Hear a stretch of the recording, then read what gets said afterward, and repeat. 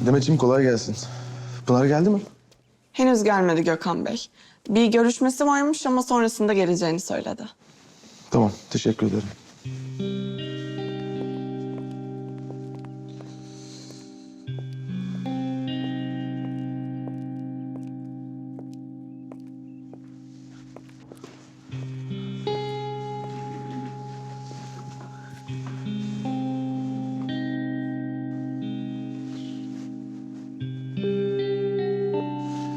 Alo Ülke Hanım, merhabalar. Müsait miydiniz? Böyle pat diye aradım ama. Müsaitim Gökhan Bey. Hastaneye doğru gidiyordum ben de tam. Buyurun, sizi dinliyorum. Dava dosyasıyla ilgili size danışmam gereken konular var. Belki yardımınız olacaktır yani bu konuda. Tabii ki. Size yardımcı olmak isterim. Nedir aklınıza takılan konular? Ülke Hanım, bunları yüz yüze konuşmamız gerekiyor. Müsaitseniz yarın kulüpte buluşalım mı? Hem daha detaylı konuşuruz. Tamamdır Gökhan Bey. Yarın kulüpte görüşürüz öyleyse. Tamamdır. Görüşmek üzere. Ki Bey, yani ben anlamadım. Firuzan Hanım Seher'e nasıl ulaşmış olabilir ki? Herhalde onu sormayacaktım. Değil mi? Zaten çok sinirliydi. Özür dilerim Baki Bey. Ben sadece yani Firuzan Hanım nasıl öğrendi onu merak ettim o yüzden yani.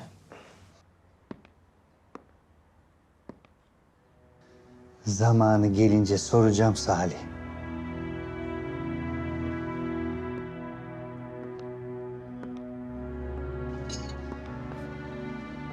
Firuzan bugünlerde sana Emel'le ilgili sorular sorabilir.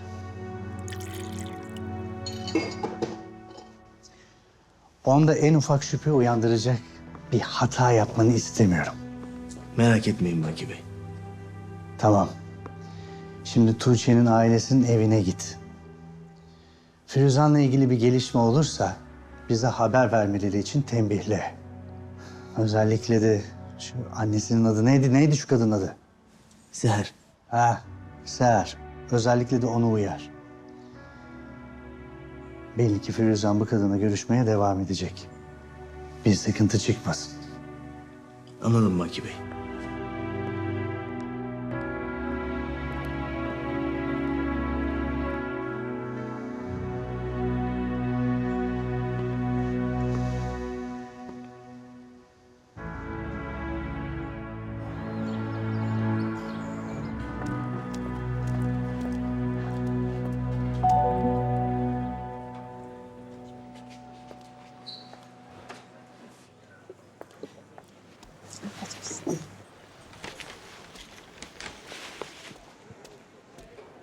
Hoş geldiniz. Ne alırdınız?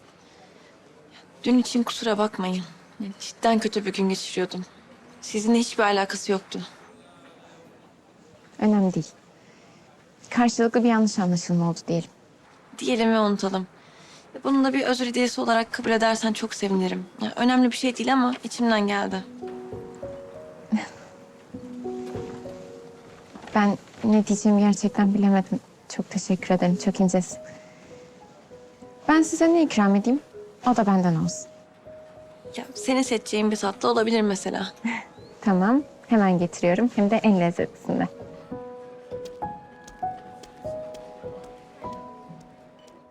Emel. Sen benim evimin huzurunu kaçırıyorsun. Senin de huzurun kaçsın. Aldığın her nefes kabusa dönüşsün.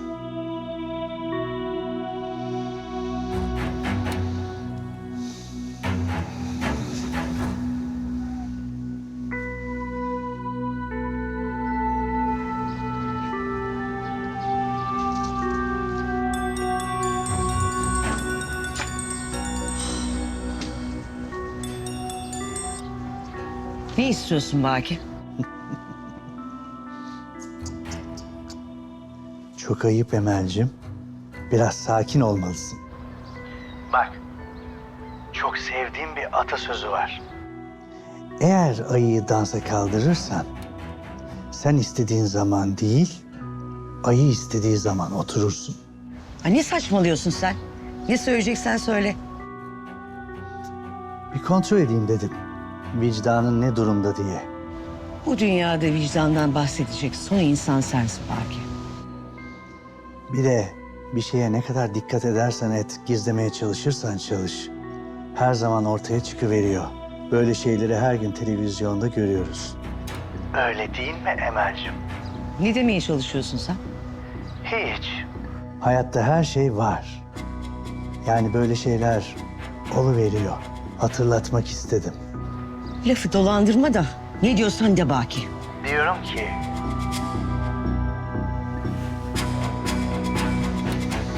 Defolup gidin İstanbul'dan. Derhal. Hiçbir yere gitmiyoruz Baki. Anladın mı?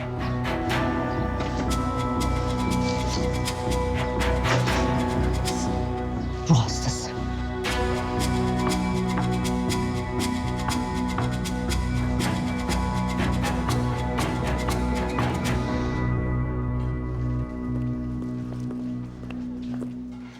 Selam. Selam. Nasılsın bakalım? Açıkçası biraz tatsızım Pınar.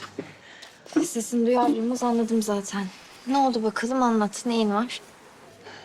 Tuğçe beni yarı yolda bıraktı. Çok şanslısınız. En tazesinden pasta getirdim. Sen getirdiğin için ayrı şanslıyım. Teşekkür ederim. Afiyet olsun. Siz ne alırdınız? Ben bir latte alayım. Tabii, hemen getiriyorum. Tuğçe kimdi ya? Hani benim dönürüm vardı ya. Ha tamam, hatırladım, şu kız. Ne olmuş ona? Ne olacak işte. Beni yarı yolda bırakıp gittim.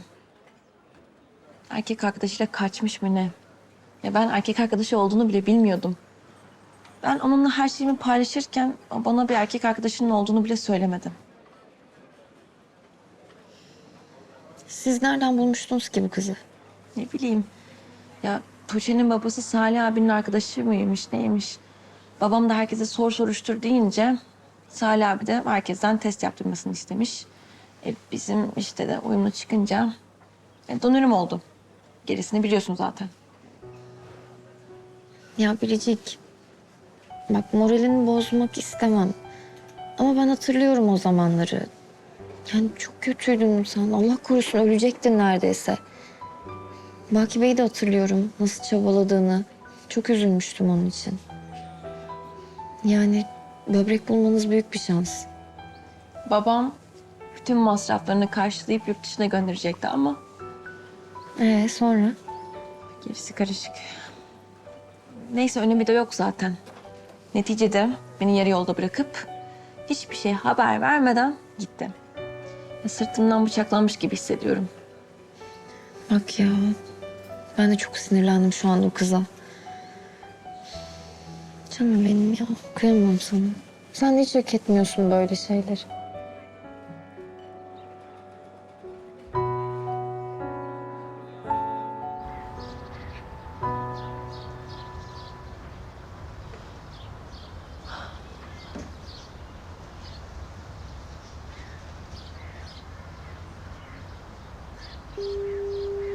Emel, Canım nasılsın? ne oldu hayırdır? Yok bir şeyim. Ya merak ettim seni. Bir sesini duyayım istedim. İyi yapmışsın, sevindim valla. Akşam gelirken bir şey ister misin? Sen gel yeter.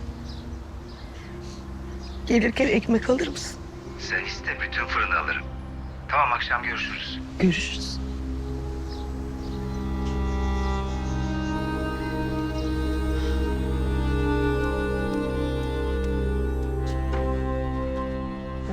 Teşekkür ederim. Afiyet olsun. Nasıl, beğendiniz mi? Gerçekten lezzetli. Önerin için teşekkür ederim.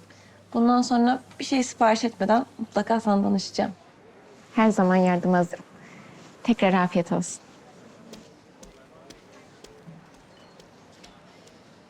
Biricik, bak hayatım, yanlış anlama ama sen çok iyi bir insansın. Yani kalbin çok temiz. Ama herkesi kendin gibi sanıyorsun. Yani herkese çok samimi oluyorsun bir anda. Hepsini hayatına dahil ediyorsun. Bence biraz dikkatli ol. Ne kötülük var ki bunda? Hayır hayatım, bir kötülük olduğu için söylemiyorum. Yani Tuğçe miydi neydi, o kız için de aynısını yaptın. Kimdir nedir necidir insanları bilmeden hayatına sokuyorsun. Neyse. Kenan'la aranız nasıl? Kenan'ın malum morali çok bozuk. Yakın zamanda düzelecek gibi de durmuyor. O yüzden zaten konuşamıyoruz. Bu da içimde ayrı bir yara zaten. Neyse. Yani hayatım zamana bırak diyeceğim ama Kenan da çok üzgün. Yanında olmana ihtiyacı var. Bence sen bunu biraz daha düşün.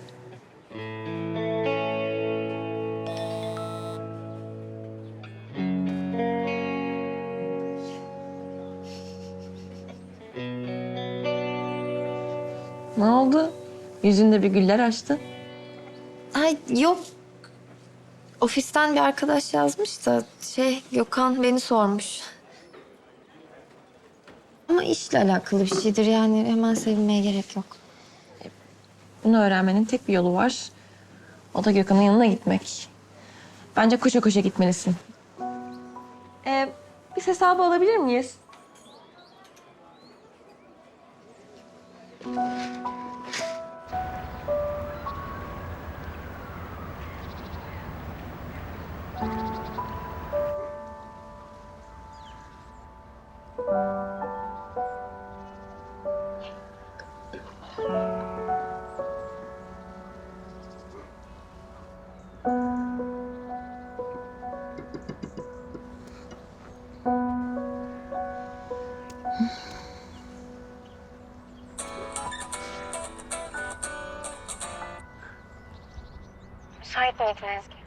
Elbette canım. Ben de seni merak etmiştim. Nasılsın, ne durumdasın? Açıkçası hiç bilmiyorum Ezgi. Önce seninle konuşmak istedim. Kenan'la buluşma saati yaklaştıkça kalbim sıkışıyor sanki. Alacağım. Bu konuşma ikiniz için de çok önemli. Ya kendini sıkıntıya sokup da gitme Kenan'ın yanına. İkimiz için de bu konuşmayı yapmak zorundayım. Ya sürekli bu korkuyla yaşamak istemiyorum. Geceleri sürekli uykum kaçıyor. Doğru düzgün ne derslerime verebiliyorum kendimi ne de işe. Seni çok iyi anlıyorum Alacığım. Git ve kalbini aç. İçinde ne varsa anlat ona. Başka çaresi de yok zaten. Bugün Kenan'la ben bir karar vermeliyiz. İkimiz için de bir karar. Alacağım cevaplardan korksam da konuşmayı muhakkak yapmam lazım Ezgi.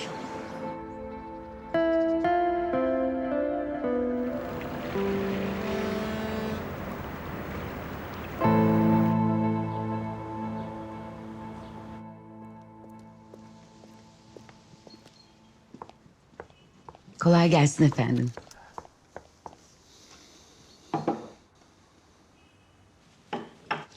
Başka bir isteğiniz var mıydı? Hayır, teşekkür ederim. Saniye, Biricik'le Firuzan buradalar mı? Biricik Hanım henüz gelmediler. Firuzan Hanım da odasına çıktı efendim. Biraz uzanacakmış. Tamam, sağ ol. Kolay gelsin.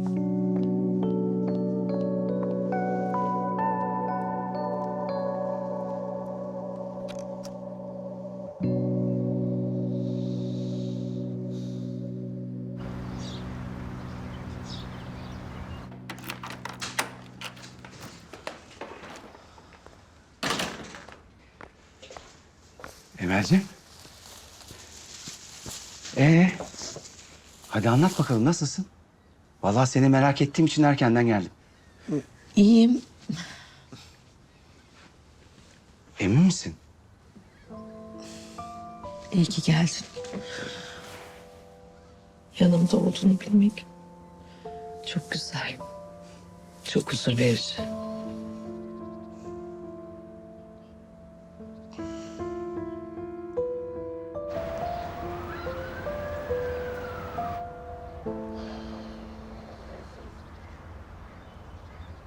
Gökyüzündeki güneş sönmüş ve senin yüzün asılmış. İkisi de benim dünyamı kapkaranlık yapar. Hadi söyle bakalım. Neden yüzün asıldı senin? Hayatımda en mutlu olduğum anlar senin yanındayken aslında. Şu hayatta beni senin yanında olmak kadar mutlu eden hiçbir şey yok. Niye yüzüne sık öyleyse? Yoksa yine canını Yasemin mi sıktı? Bak Alaca, bu konulara daha fazla üzülmeni istemiyorum. Bugünler de geçecek. Hem Yasemin de sonsuza kadar öyle olacak hali yok. Yasemin'in bir gün düzeleceğini biliyorum. Peki ya biz? Biz ne olacağız Kenan? Ya eğer merak ettiğin şey buysa benim için cevabı basit. Biz seninle her zaman aynı aşkla, aynı tutkuyla sevgili olacağız. Emin misin? Neyden emin miyim Alaca? Eğer kalbimi soruyorsan evet. Fazlasıyla eminim. Sana olan sevgimden, aşkımdan, her şeyden çok eminim ben. Ya neden o zaman organ kaçakçılarının peşine düşüyorsun? Neden beni gecelerce uykusuz bırakıyorsun Kenan? Neden? Neden? Nedenini sana söyleyeyim Alaca. O adamlar en yakın arkadaşımı söküp aldı benden. Arkadaşım değil ya, kardeşim de o benim. Ciğerime öyle bir ateş düşürdüler ki. Bir ömür geçse sönmeyecek bir ateş bu. Kenan. Dahası var. Sevdiğim kadının böbreğini çaldılar. Az kalsın onu da öldürüyorlardı. Ya seni alırlarsa benden? Hı? Ben ne yapacağım o zaman? Ya ben daha önce de dedim sana, ben tek böbrekle yaşayabilirim. Kalbim olmadan asla. Sen benim kalbimsin Kenan. Ya ben her an senden kötü bir haber gelecek diye aklım çıkıyor.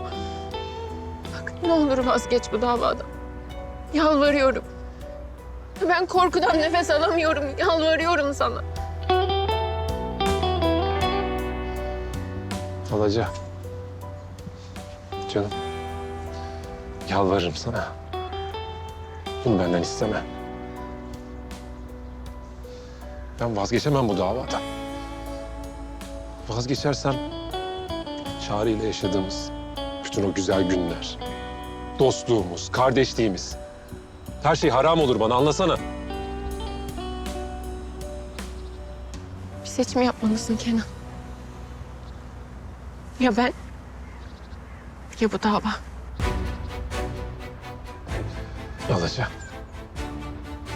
Ben ikinizden de vazgeçemem. Ne pahasına olursa olsun, isterse kıyamet kopsun. Ne bu davadan ne de senden vazgeçerim.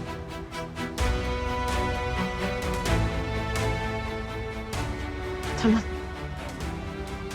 Sen seçimini yapmışsın. Ya Alaca, nereye gidiyorsun? Ya böyle çekip gidemezsin. Saçmalıyorsun ama bak. Ben hiçbir şey yapmadım. Sen gözden çıkardın aşkımızı. Alaca lütfen bak. Alaca.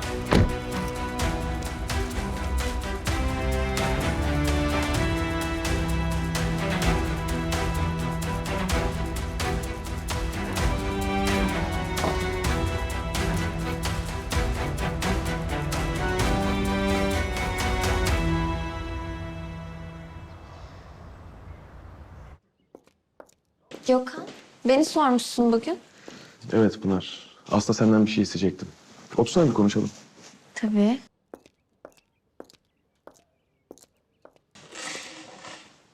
Doktor Orhan'la cezaevinde görüşmeni istiyorum. Tabii, yani istiyorsan görüşürüm. Ama neden görüşmem gerektiğini anlamadım. Doktor Orhan bu işi yapmışsa bile tek başına yapmış olamaz. Kimse bunu yapamaz tek başına. O yüzden senden gidip konuşmanı istiyorum. Yani iyi de Doktor Orhan sence bana bunu söyler mi ki? Eğer öyleyse bile mutlaka tehdit eden birileri vardır. Ya kendini riske atmaz. Senden istediğim Çağrı'nın davasında ikinci avukat olman değil. Doktor Orhan'ın avukat olmanı istiyorum. Tamam ama Orhan bunu ister mi sence? Sen acayip bir avukatsın Pınar. Doktor Orhan'la konuşup bu işin neresinde olduğunu anlarsın. Sana bu konuda çok güveniyorum.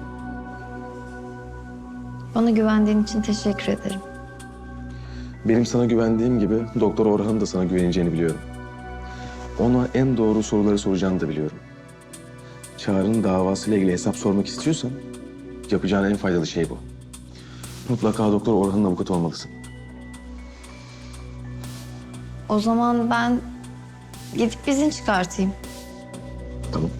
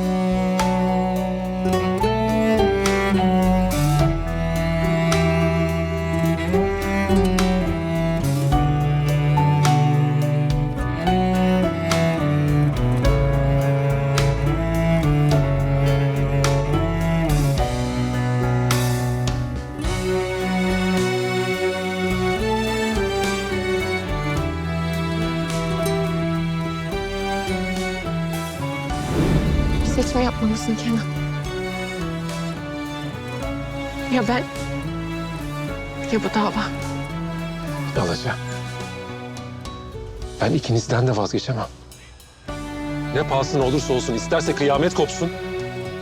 Ne bu davadan ne de senden vazgeçerim.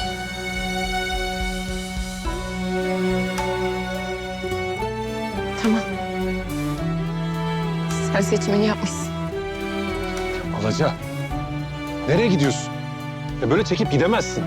Saçmalıyorsun ama bak. Ben hiçbir şey yapmadım. Sen gözden çıkardın aşkımızı. Alaca lütfen bak. Alaca.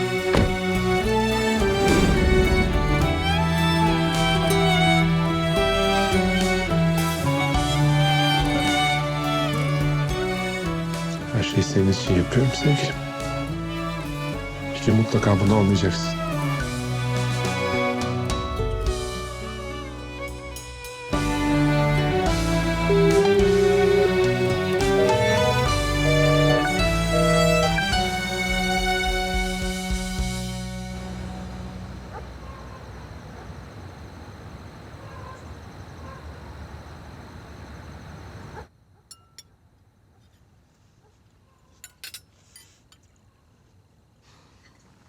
Bugün Pınar'la buluştuk kulüpte.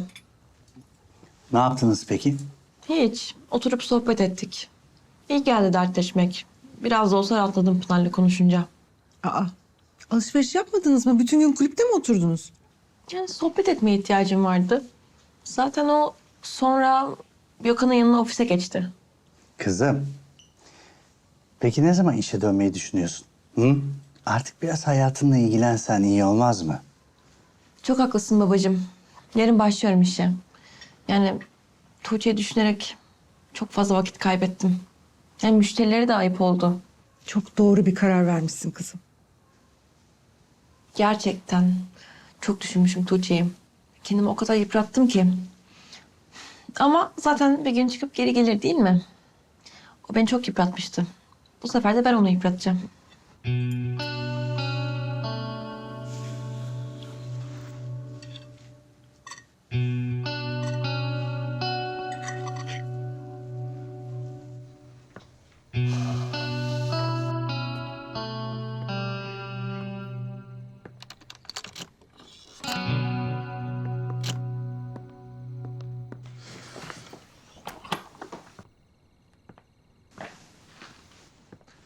Ne oldu abi? Neyin var senin? Bir şey mi oldu? Ya Alaca'yı merak ediyorum ya. 2 kez aradım ulaşamadım. Kesin başına bir şey geldi. Abi yapma Allah aşkına. Kötü bir şey olsaydı haberimiz olurdu. Hepi topu 2 kez aramışsın. Öyle mi diyorsun? Sonra ararsın abi. Boşu boşuna kuruntu yapıyorsun. Sen de bir otursana.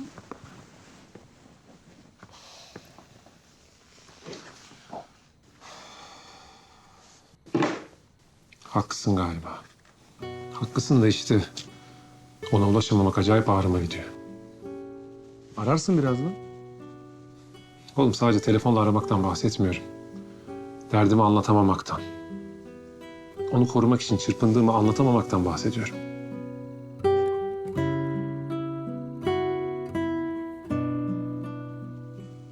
Çok normal değil mi abicim? Kız seni sevdiği için kaygılanıyor. Ben sadece sözüme inansın istiyorum. Canım abim benim. Daha neyi neden yaptığımızı anlatmadığımız sürece tehlikede olmadığımıza inanması çok zor. Ya iyi de bu iş çözülüp Baki hapsi boylayana kadar bir sürekli böyle didişip duracak mıyız? Ya ne yaparsam yapayım bunun önüne geçemiyorum. Abi şimdi birazcık zaman vermen gerekiyor. Zaman geçtikçe, senin başını belaya sokmadığını gördükçe inanacak bize. Yani hem sen istediğin kadar konuş, kendisinin görmesi lazım. Of. Eyvallah kardeşim. Konuşmak gerçekten iyi geldi.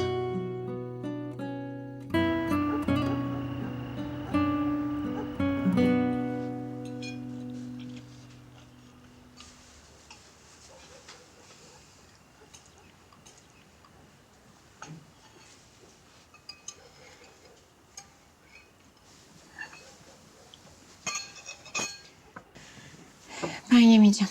Size afiyet olsun. Nereye? Otur bakalım şuraya.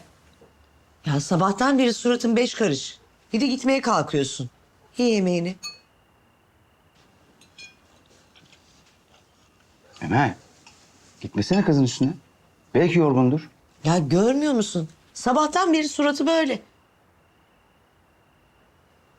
Ne olduğunu anlatmadan bu sofradan kalkmak yok. Emel, gitme diyorum kızın üstüne. Ne zaman isterse o zaman anlatır. Sık boğaz etme sen de. Ay ne demek sık boğaz etme insana? Allah Allah. Kim canını sıktı onu öğrenmek istiyorum.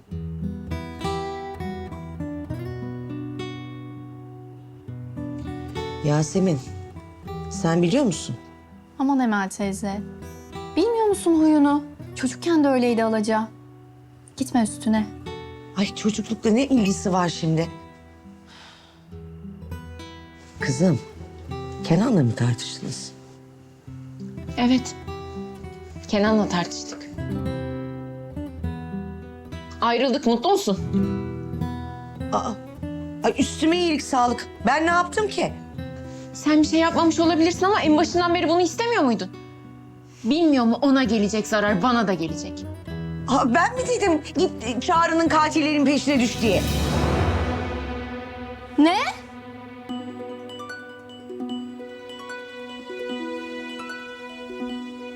Ne dedin sen? Çağrı'nın katilleri dedin. Yok kızım ben ne dediğimin farkında mıyım? Ağzımdan öyle çıkıverdi işte. Hayır gayet de ne dediğini biliyorsun. Neyi saklıyorsunuz benden? Çağrı'nın katilleri kim? Size diyorum Çağrı'nın katilleri kim? Alaca cevap ver bana. Çağrı'nın katilleri kim?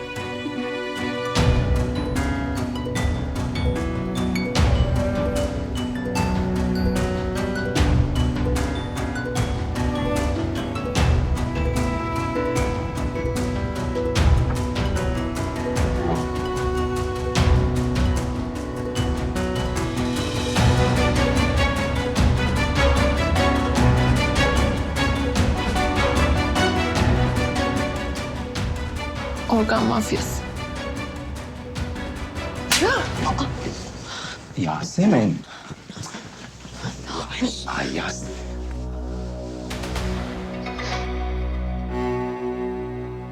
Demek bunu benden sakladın.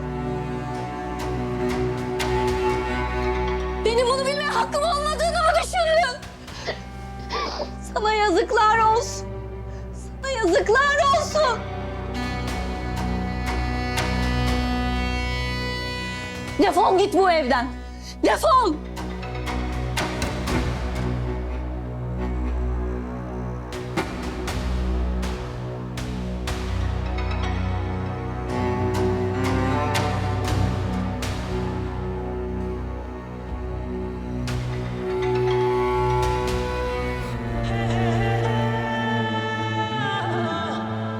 Yasemin, ne yapıyorsun? O senin kardeşin sayılır. Ya ne demek tokat atmak, evden kovmak? Ayıp değil mi kızım? Kardeş dediğin insan sırtından bıçaklar mı? Ayıp olmuyor mu hiç? Ya illaki bir sebebi vardır. Önce sorsaydın, sonra kovsaydın kızım. Soracak ne var? Burası benim adamın evi. Gidecek diyorsam gidecek. Bu kadar.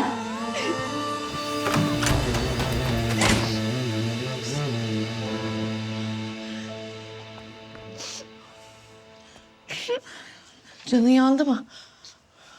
Hani söylemeyecektin anne? Ya o kadar yalvardım sana. Bu daha çok canımı yakıyor. Ne bileyim ben, ağzımdan bir anda çıkıverdi yani. Benim kötü bir niyetim yoktu ki. Nereden bilebilirdim kızım?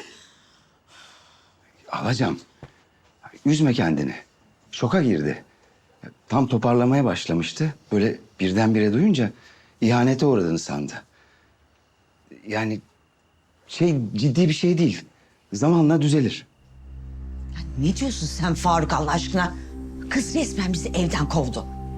Ya Alaca gidecek, biz burada mı kalacağız? Bir de kalkmış kızı savunuyorsun ya. Ya benim Yasemin falan savunduğum yok ki. Ya bunca zaman sakla, sonra birdenbire söyle. Olacak iş mi ya? Ay ne yapalım yani? Zamanı geri alabiliyor muyuz? Ben onu mu diyorum hemen? Sen de biraz kızı anla. Ne dediğin değil, nasıl söylediğin önemli.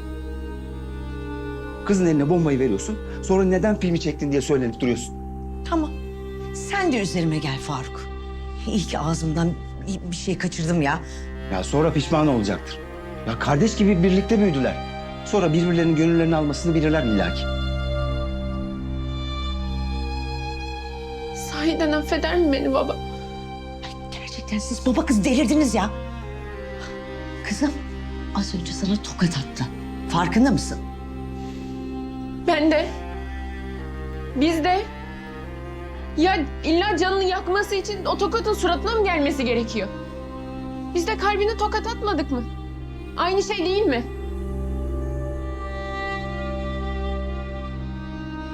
Siz gerçekten durumu idrak edemediniz. Kızım kovdu bizi, kovdu. Evden kovdu. Sokağa attı diyorum. Yok. Ben gerçekten yalnız kalmak istiyorum.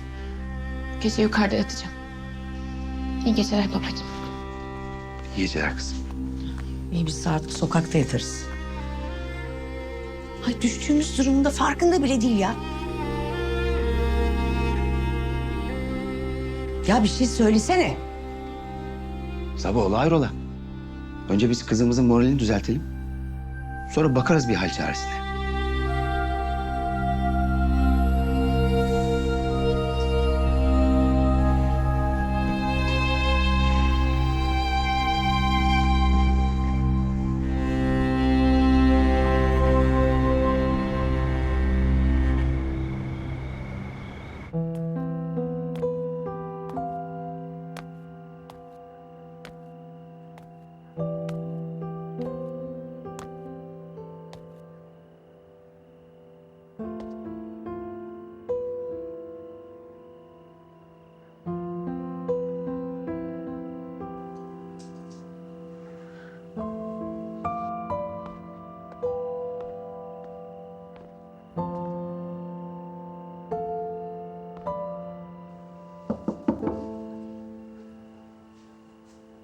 Yasemin. Uyumadığını biliyorum. Aç kapıyı konuşalım. Biliyorum. Duyuyorsun beni. Hem bu kadar gerginken uyuyamazsın sen. Tanırım seni.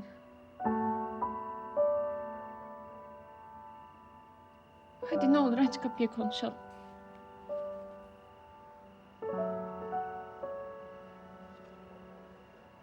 Yasemin. Çok kızdın bana. Çok kırıldın. Haklısın. Çok haklısın.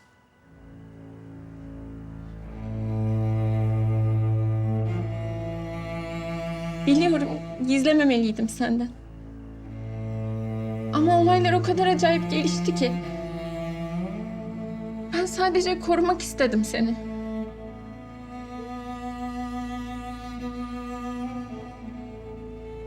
acı daha yaşa istemedim.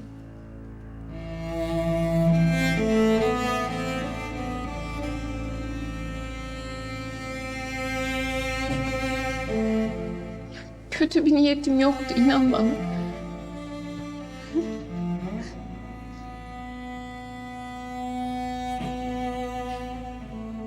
Evet, yalan söyledim.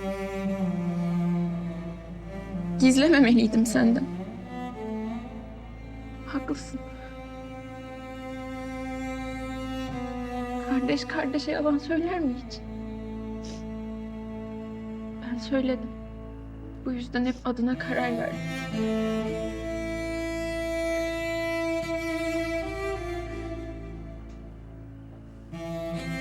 Ama korumak istedim seni sadece.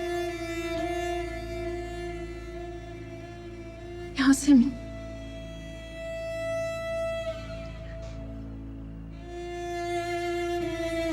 Her ne olursa olsun seni çok sevdiğimi biliyorsun değil mi?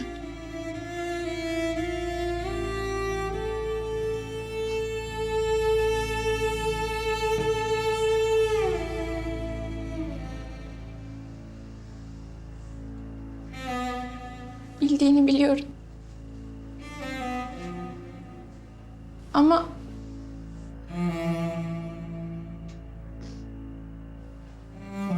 Çağrı değil de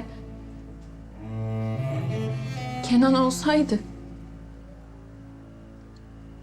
benim sana yaptıklarımı sen bana yapsaydın, belki ben de senin verdiğin tepkileri verirdim. Ama birazcık sakinleşince anlardım beni korumak için yaptığını. Sen de beni anla lütfen.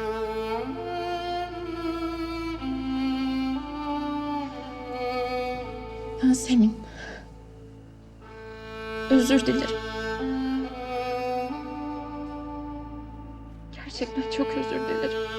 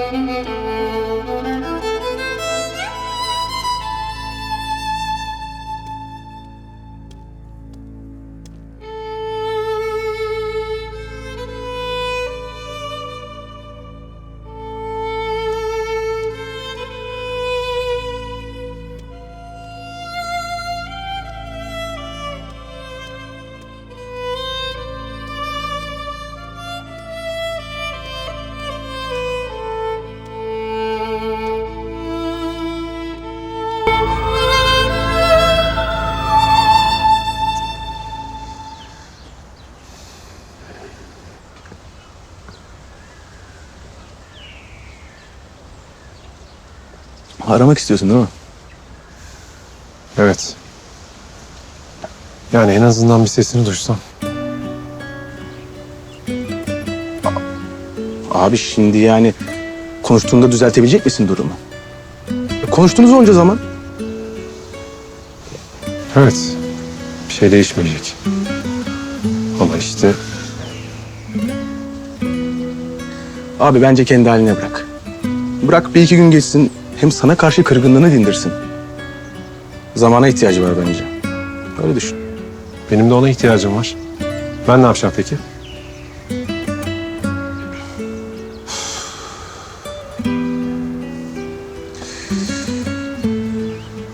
Bana kahve yok mu? Yapayım abi. Tamam.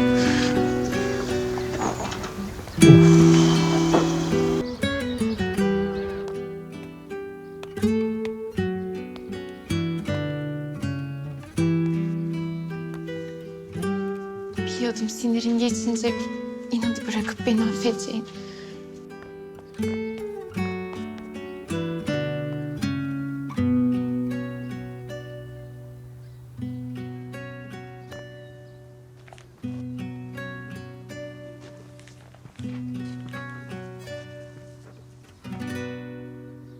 Alacağım. Sen bu mektubu okurken ben Dalyan'a evime doğru giden yolda olacağım. Şunu bilmeni isterim ki sana kızgın değilim. Benimkisi daha çok kırgınlık. Yüreğimde bir yerlerde bir şeyler koptu sanki. Tam ayağa kalkacakken bir daha savrulup düştüm.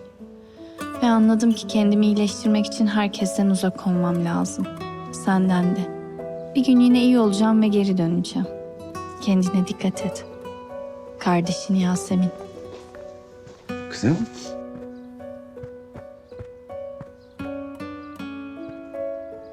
Gitmiş. Gitmiş mi? Nasıl yani? Nereye gitmiş? Dalya Hanım. Bu mektubu bırakmış sadece. Kızgın değil, kırgın olduğunu, bizden uzakta iyileşmek istediğini yazmış. Kızım. Belki de bu onun için daha iyi. Hem biz ondan daha mı iyi bileceğiz onun için neyin iyi olduğunu? Kırgınlıklar da geçer. Sadece zaman tanımak lazım.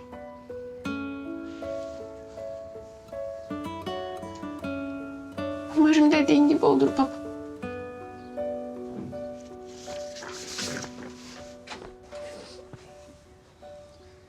Hay Allah.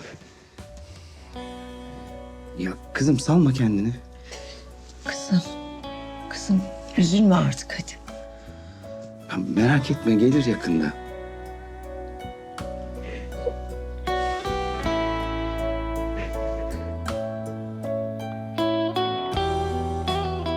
Neyse vallahi rahatlarsın.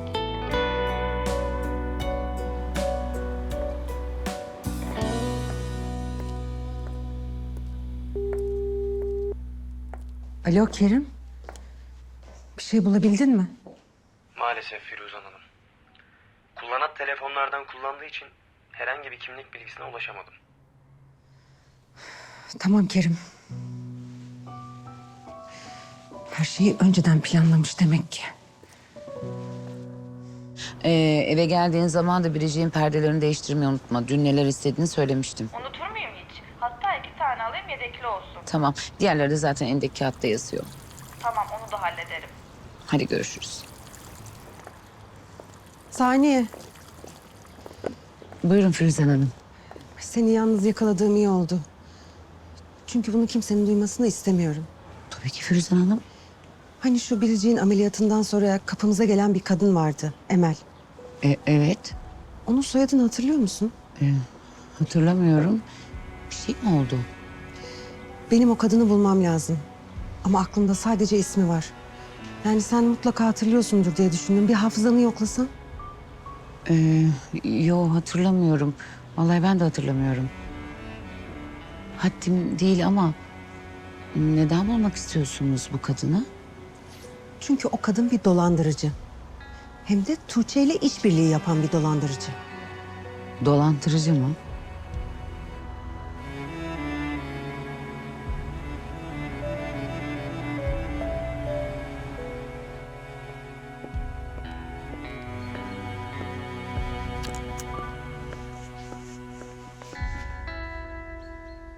Ben de seni bekliyordum Ersin.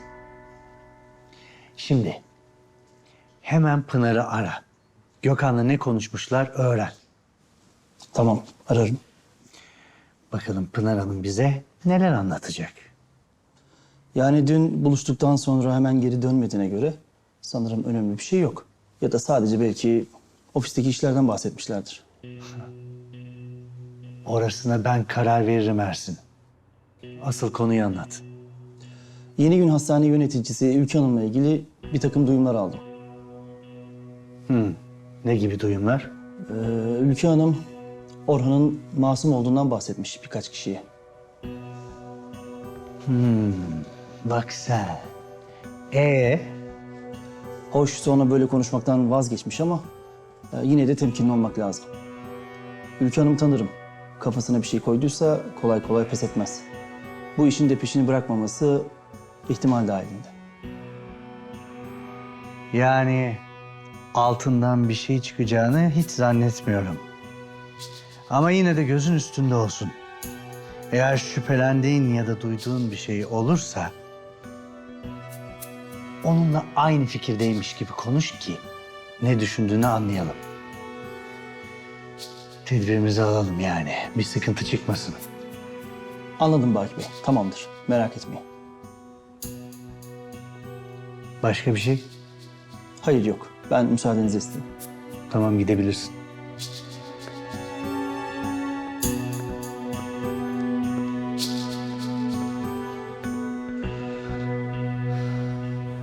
O yüzden benim bu kadını bulmam lazım.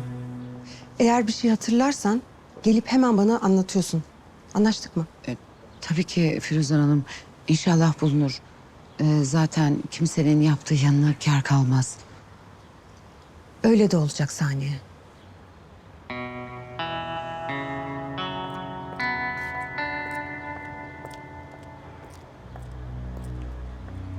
Melah, rahat duramadın değil mi? Bir işler karıştırıyorsun sen yine.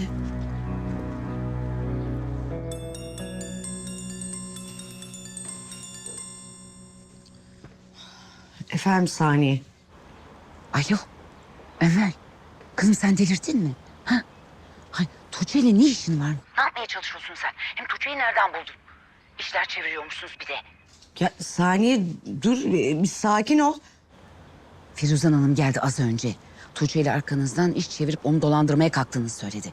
Firuzan Hanım peşinde şimdi. Nasıl öğrenmiş ki acaba? Onu nereden bileyim ben? Ama Baki Bey duyarsa o zaman ne olacak? Asıl sen onu düşün. Baki biliyor zaten. Ne? Biliyor mu?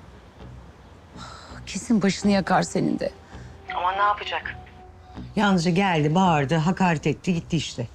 İyi. O kadarla kaldıysa. İşte merak etme diyorum. Saydı, sövdü, gitti. Konu kapandı yani. İnşallah öyledir. İnşallah kapanmıştır konu. Rahat duramadın değil mi Emel?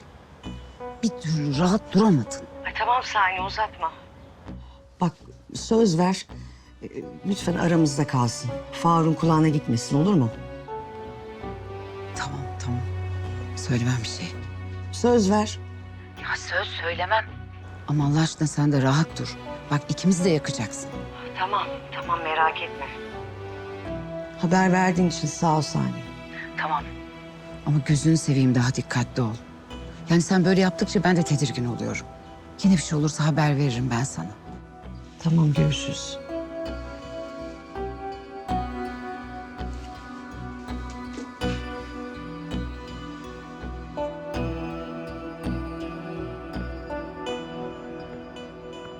İpek. Ben de seninle oynayabilir miyim?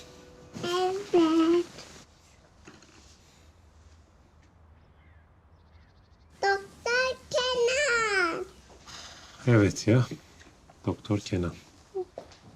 Özledin mi mesleğini?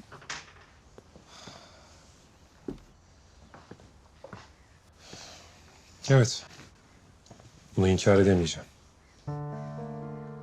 Bunu alıcıya da söylesen peki? Onun endişesini azaltmış olmaz mısın? Yani bu davanın dışında doktorluğu bırakmandan korkuyor olamazdın. Olabilir tabii. Ama o asıl benim başıma bir şey gelmesinden korkuyor. Ve bu konuda onu bir türlü ikna edemiyorum.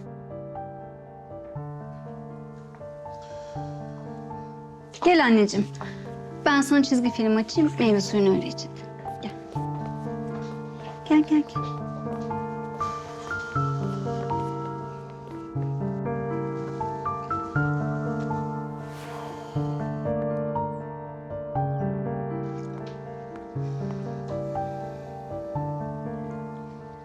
Biraz da onun açısından bakmayı denesen. Ya sana aşık, seni kaybetmekten deli gibi korkuyor. Ama elinden uyarmaktan başka hiçbir şey gelmiyor. O yüzden de onu rahatlatmak için sürekli konuşuyorum. Her şeyin hukuk çerçevesinde olacağını, başıma bir şey gelmeyeceğini. Ama işte Kendini bir de onun yerine koy. Yaşadıklarını bir düşün. Kaçırılmasını, yani kendini izbe bir yerde yaralı bir şekilde bulmasını, organının alınmasını. Şimdi senin de öyle yaralı ya da ölmüş bir şekilde gözüne canlandırıp korkusuna korku katıyor olabilir. Ya sen yanlışsın demiyorum. Ama o da yanlış değil. Biraz onu anlamaya çalış, olur mu? Hı hı. Sağ ol. Ben bir İpek'e bakayım.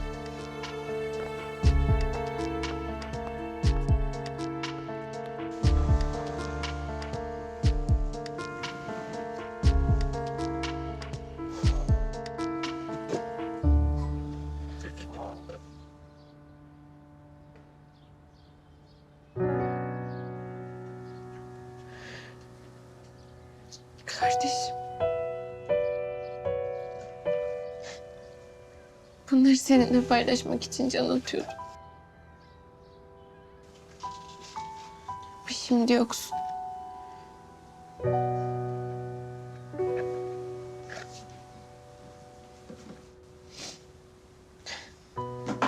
Kenan da 2 kere aradı bıraktı zaten. Yapayalnız kaldım. Ay yok anne, ne alakası var? Biraz kafamı dinlemek için kulübe geldim sadece. Tamam, sen merak etme. Ben erkenden geleceğim eve. Tamam mı? Hadi öpüyorum seni. Görüşürüz.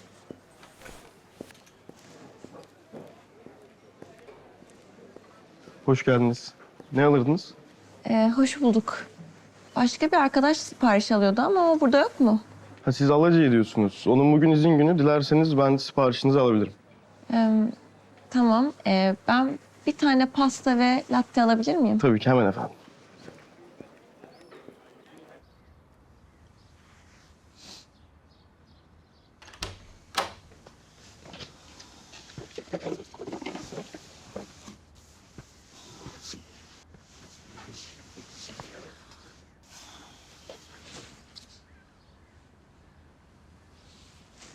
Kızım.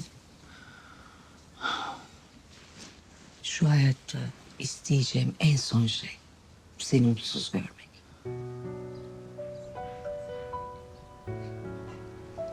Şu anda çok mutsuzum anne. Biliyorum. Biliyorum buna da sebep benim ama isteyerek olmadı ki. Dilim kopsaydı da söylemeseydim keşke. İyi şeylerin olmasını yıllarca beklersin. Kötü şeyler hemen olur. Yani senin canın sıkkın diye üzüldüm. Öyle konuşmada hararetlenince Yasemin bir an unuttum işte. Öyle ağzımdan çıkıverdi. Ama amacım seni üzmek değildi.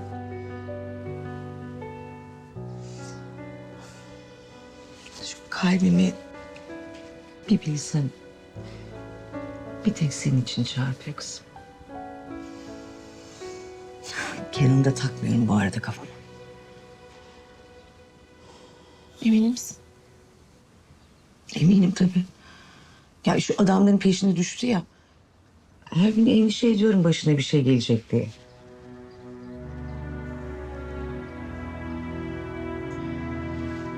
Kızım. Beni affet. Asıl sen beni affet anne. Ben de gereksiz tepki gösterdim. Yok canım sen haklıydın. İşte benim şu dilimi tutmam lazım. Seni de babamı da ne kadar çok sevdiğimi tahmin bile edemezsin. Babam benim arkamdaki dağ.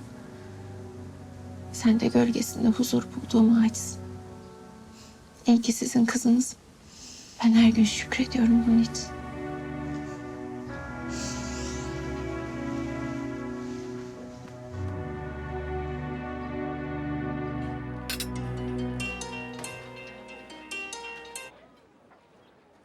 Efendim Pınar'cığım? Ya Biricik dün konuşmuştuk aslında ama benim aklıma takıldı.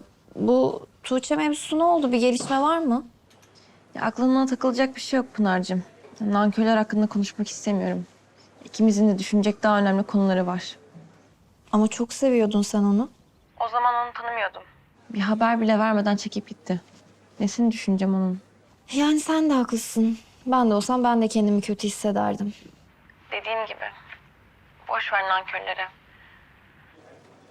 Çağrı'nın davası nasıl gidiyor? Kenan nasıl? Yani iyi. Yani hepimiz Çağrı'nın davası için koşturuyoruz. Gerçi doğruyu söylemek gerekirse Gökhan'la ayrıldığımızdan beri ben de Kenan'ı pek fazla görmüyorum. İyi ama değil mi? İyi merak etme. Dediğim gibi Çağrı'nın davası için koşturuyor. Hem bir şey olursa ben sana mutlaka haber veririm, hiç merak etme.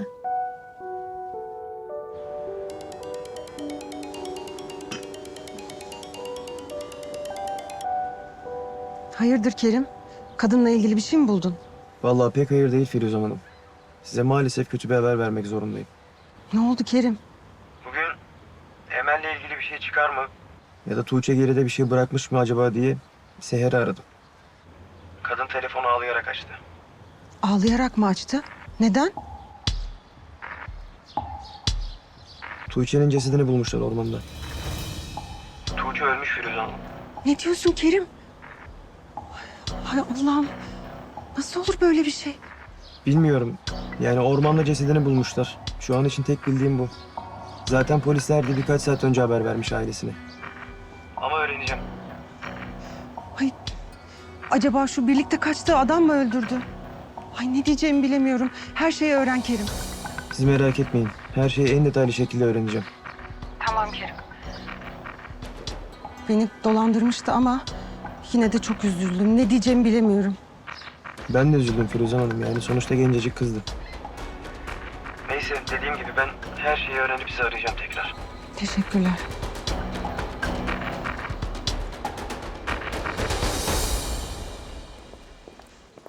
Bak Gökhan. Seni gördüğüme çok sevindim. Hayırdır ne yapıyorsun kulüpte? Biricik.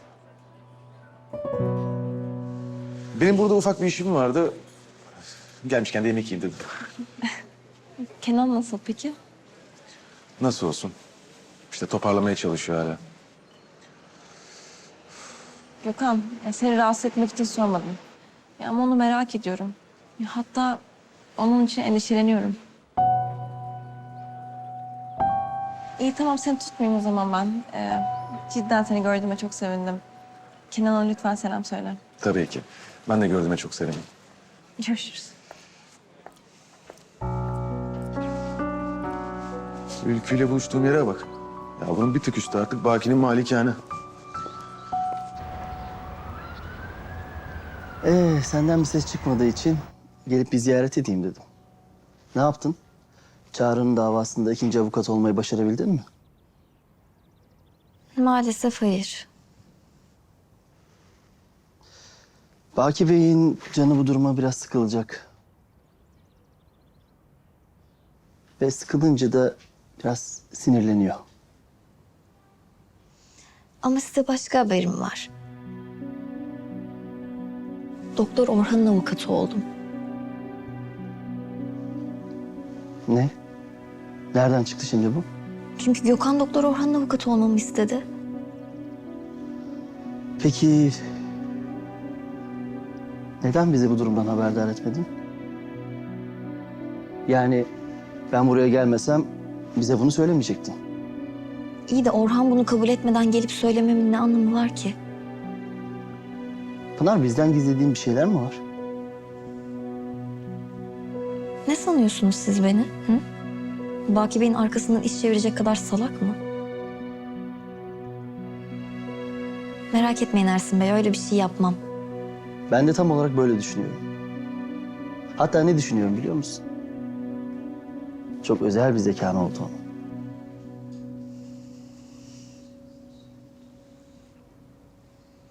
Gökhan Bey, ne yalan söyleyeyim beni aramanızı beklemiyordum. Samimiyetime güvendiğiniz için teşekkür ederim. Orhan Hoca hakkındaki fikirlerinizi bilmeseydim size de göremezdim. Peki ne yapacağız Orhan Hoca'yı kurtarmak için? Yani beni aradığınıza göre bir şeyler var aklınızda. Evet. Dün Orhan Hoca'ya bürodan çok dişli bir avukat ayarladım. Hatta dün görüşmeye gidip Orhan Hoca'nın avukatı olmayı kabul etti. Çok güzel bir haber. Yani Orhan Hoca adına çok sevindim. Sonunda güvenebileceğimiz bir avukatın olduğunu biliyoruz artık. Bir de bu durum bize avantaj sağlayacaktır. Ne gibi avantaj? Birlikte beraber danışıklı dövüşüp hatta Orhan Hoca'yı bir arada kurtarma imkanımız olacak. İşte bu daha güzel bir haber. Gökhan Bey, ben kimseyi şüphelendirmeden bunları toparlayabildim. Yani umarım işinize yarar.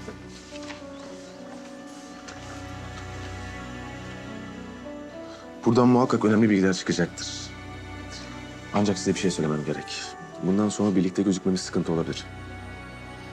Evet, çok doğru söylüyorsunuz. Yani ne hastane sahiplerinin ne de hastane avukatlarının kulağına hiçbir şey gitmemeli. Bu tarz belgeler olduğunda buluşabiliriz. Ama onun dışında her şeyi telefondan halledelim. Tamam, çok iyi fikir. Çünkü Ersin Bey'in benim hakkımda bir takım sorular sorduğuna dair duyumlar aldım hastanede. Öyle mi? Evet. Maalesef. Aslında benim hatam. Orhan Hoca tutuklanınca o kadar şaşırdım ve üzüldüm ki... kendime hakim olamayıp tepkimi çok net ve taraflı bir şekilde ortaya koydum. Bu da dikkat çekti tabii, Kötü bir durum olmuş bu da. maalesef. Yanlış hareket ettiğimi anlayıp soru sormayı ve konuşmayı bıraktım ama... iş işten geçti tabii. Ersin bu durumdan işkillendiyse bu işin peşini bırakmaz. O yüzden dediğim gibi yapalım. Tamam mı? Sadece telefonda konuşalım. Tamam Gökhan Bey. Yeter ki Orhan Hoca'nın masum olduğunu kanıtlayalım. Ben bu konuda ne gerekiyorsa yapmaya hazırım. Çok teşekkür ederim. Desteğiniz bizim için çok önemli. Siz olmasaydınız işimiz çok daha zor olurdu.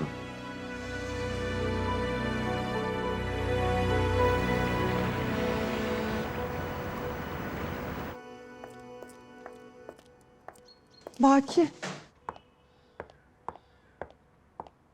Tuğçe öldürülmüş. Ne? Ne olmuş? Hayatım bir oturur musun? Bir dakika, bir dakika. Tuğçe öldürülmüş mü?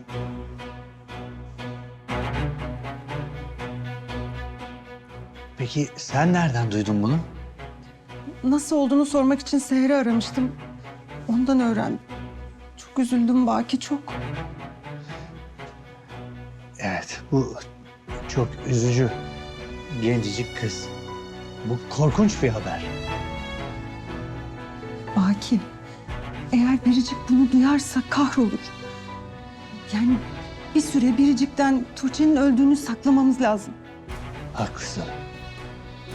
Çok haklısın. Yani Biricik, Tuğçe onu yarı yolda bıraktı diye çok kızmıştı. Arkasından bir sürü laf söyledi. Şimdi bu haberi duyarsa kahrolacak biliyorum. Bunu göze alamayız Baki. Ne yapıp edip Biricik'ten Tuğçe'nin öldüğünü bir süre gizlemek zorundayız. Hayatım, aman biliyorsun değil mi? Bunu önünde sonunda öğrenecek. Ama şimdi değil Baki. Salih'le konuş. Salih öğrenecek tabii Tuğçe'nin ailesinden. Gelip buraya Saniye'ye falan anlatmasın. Yani Saniye kimseye söylemez biliyorum. Ama laf bir kere dolanmaya başladı mı yerin kulağı vardır. Biricik'in mutlaka kulağına gider. Hayatım, Biricik'in duymaması için elimizden geleni yapacağız. Söz veriyorum. Ama ilk önce biraz sakin ol. Bu haber beni çok üzdü Baki. Biricik'in duyma ihtimali de o kadar korkutuyor ki beni. Sakin olamıyorum bir türlü. Hayatım, demin de dediğim gibi Biricik duymasın bu haberi diye elimden gelen her şeyi yapacağıma söz veriyorum. Ama biraz sakin ol. İlk önce kendine gelmen lazım.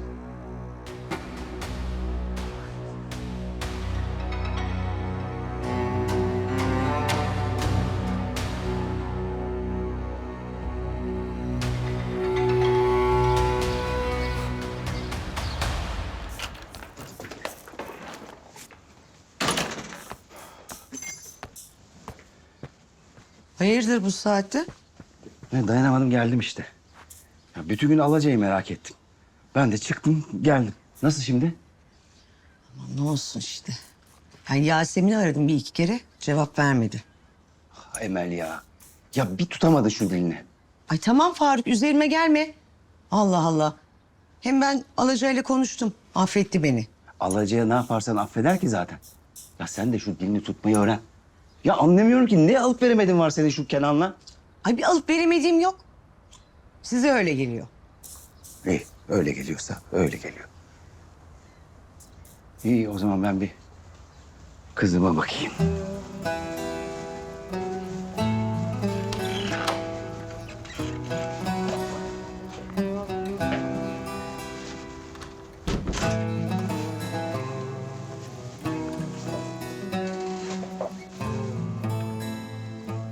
Her şey zamanla yoluna girer güzel kızım. Merak etme. Kara bulutlar dağılır. Bir bakmışsın güneş açmış.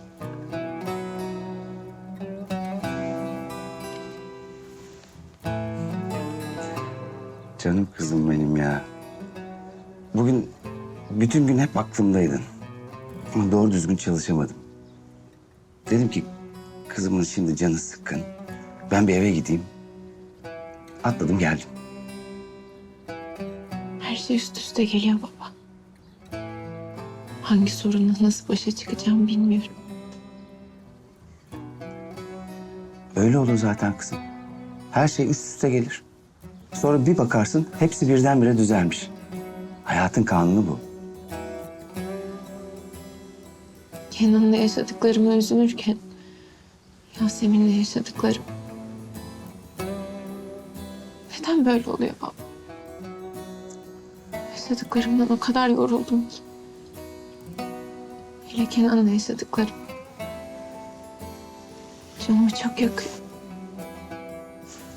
Alacağım. Güzel kızım.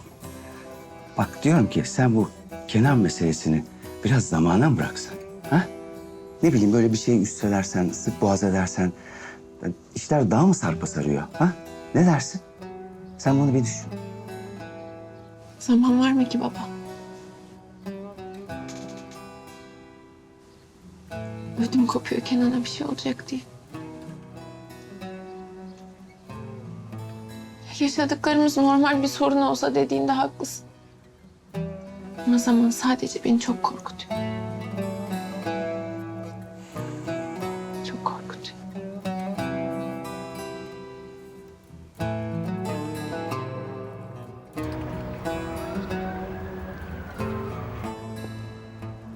Sana güvenmekle doğru mu yaptım bilmiyorum Turan. Ama cesedin üzerinde sana dair bir kanıta rastlamadılar. Bu da senin için iyi bir şey. Yani şimdi Baki Bey ben tabii bana verdiğiniz görevi en iyi şekilde yaptım yani. Bundan sonra da tabii vereceğiniz bütün görevlerde aynı titizlikte yani böyle hakkını vererek yapacağıma kesinlikle emin olabilirsiniz. Konuşma lan! Madem öyle cesetten niye kurtulmadın? Akıllı bir adam olsan cesedi yok ederdin.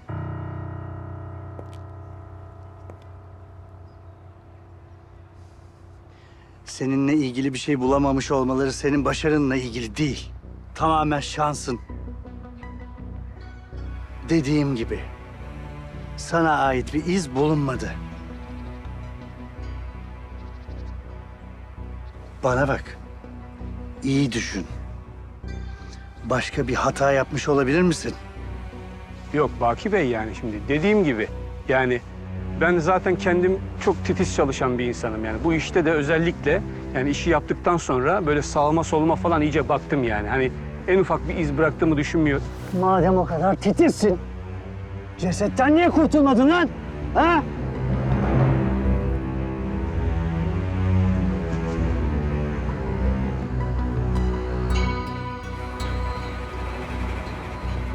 Neyse. Bir süre ortalarda dolanma. Eğer bir falson olursa belki sen o cesetten kurtulamamış olabilirsin. Ama senin cesedinden kurtulacak biri mutlaka bulunur. Anladın mı? Çok iyi anladım Baki Bey. Siz nasıl emrederseniz. Sizin aynen emrettiğiniz gibi olacaktır her şey Baki Bey.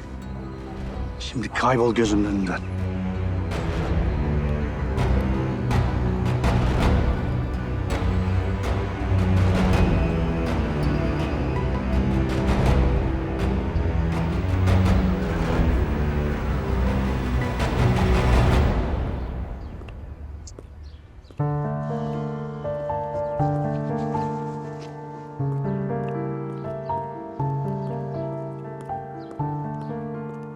Alaca. Alaca lütfen. Biraz konuşalım ne olur. Ne yarayacak konuşmak? Hı? Konuşunca da bir yere varamıyoruz zaten. Ya Alaca bu şekilde de bir yere varamıyoruz ki. Bak lütfen. Bu tavrın hem beni hem kendini üzüyor. Birbirimizi anlamamız lazım.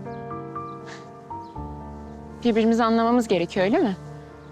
Bunu beni hiç anlamayan adam mı söylüyor? Beni hiç düşünmeyen, üzülmemi umursamayan sen. Alaca bak böyle kaçarak hiçbir sorunu çözemeyiz. Ben kaçmak istiyorum ama Kenan. Çünkü acı çekmekten korkuyorum. O yüzden kaçmak istiyorum. Ya sadece kabus dolu sabahlara değil, mutlu sabahlara uyanmak istediğimi söyledim sana. Beni hiç düşünmüyorsun Kenan. Alaca yapma ne olur ya. Benim seni düşünmediğim tek bir anım var mı? Her nefes aldığımda seni düşünüyorum ben. Lütfen. Lütfen gel konuşalım. Konuşacak bir şeyimiz yok.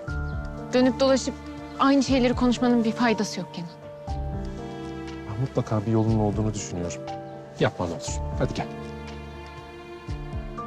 Senin istediğin yol bizi mutluluğa götürecek yol değil Kenan. O yolda sadece bizi acı bekliyor. Sadece acı. O yüzden konuşmaya gerek yok.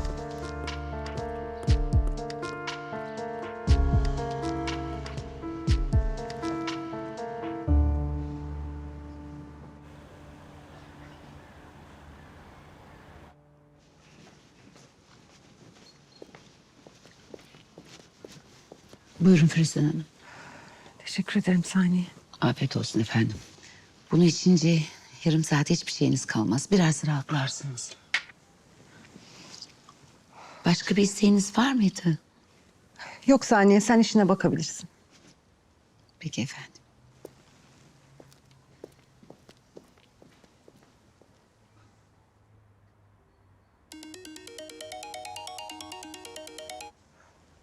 Efendim Kerim. Biraz konuşmamız gerekiyor Firuzan Hanım. Evet, dinliyorum seni. Telefonla olmaz. Yüz yüze konuşsak daha iyi. Tamam. Ben sana buluşacağımız yerin konumunu ve saati göndereceğim. Orada görüşürüz, olur mu? Siz nasıl isterseniz. Haber bekliyorum.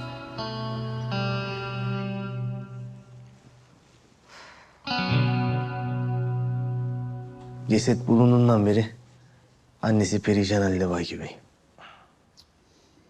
Ne yapalım Salih? Ben de böyle olsun istemezdim. Ama hayat bazen bize yapmak istemediğimiz şeyleri yaptırabiliyor. Anlıyorum Baki Bey de. İşte üzülmekten kendimi alamıyorum.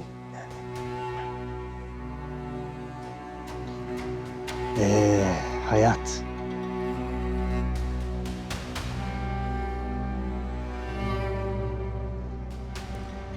İşimizi ne olursa olsun yapmaya devam etmek zorundayız.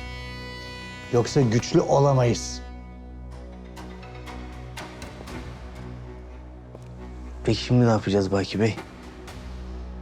Şöyle yapacağız Salih. Bugünden itibaren hiç kimse asla bu evde Tuğçe öldü cümlesini kurmayacak. Tuğçe...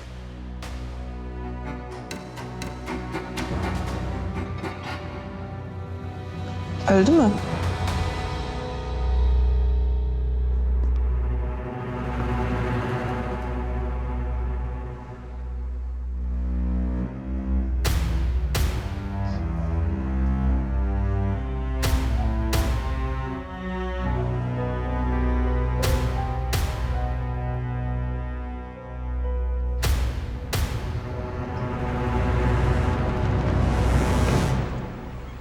Ben size bunu nasıl söyleyeceğim bilmiyorum Firuzan Hanım. Tahmin ettiğim gibi öyle mi? Nasıl olmuş peki? Darpla mı öldürülmüş yoksa tecavüz edilerek mi? Hayır. Tuğçe boğularak öldürülmüş. Ama ben buraya size ilk şüphenizin doğru olduğunu söylemeye geldim. Tuğçe'ye dair ilk şüphenizi hatırlıyor musunuz? Maalesef. Maalesef Tuğçe gerçek döner değilmiş.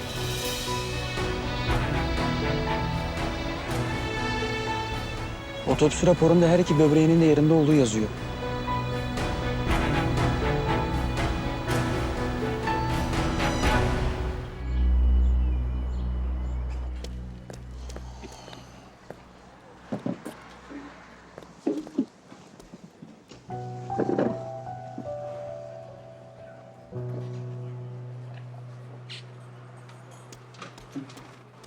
Kenan ne işin var senin burada? Ne yapmaya çalışıyorsun? Ne yapmaya mı çalışıyorum? Seninle konuşmaya çalışıyorum. Bunu burada ben çalışırken mi yapıyorsun peki? Daha önce izin verseydin böyle bir şey yapmak zorunda kalmazdım değil mi?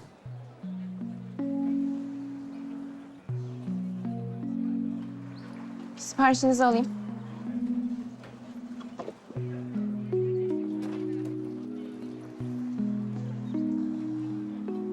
Madem sipariş soruyorsunuz... Karnım acıktı benim. Yemek yiyeyim bari.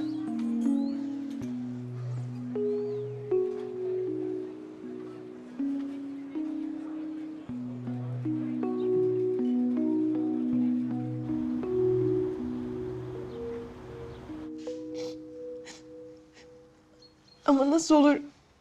Kim niye öldürsün ki Tuğçe'yi?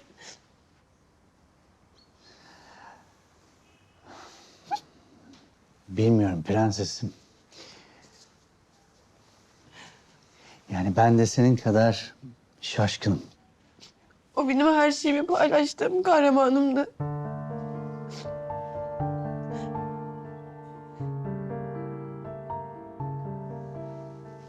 Sabır prensesim, sabır. Yok, olamaz yani. Biz de bir sürü şey yapacaktık. Ne olacak şimdi böyle?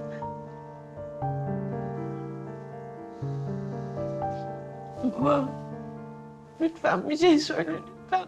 Doğru değil de. Tuğçe ölmedi de.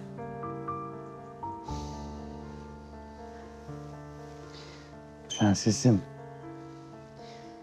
Ne diyebilirim ki bu durumda? Ölümle ilgili kim ne söylemiş ki? Ben söyleyeyim. Ama sana söz veriyorum. Bunu yapan her kimse, suçlu ya da suçlular, mutlaka cezalarını çekecekler. Söz. Cezalarını çekse ne olacak?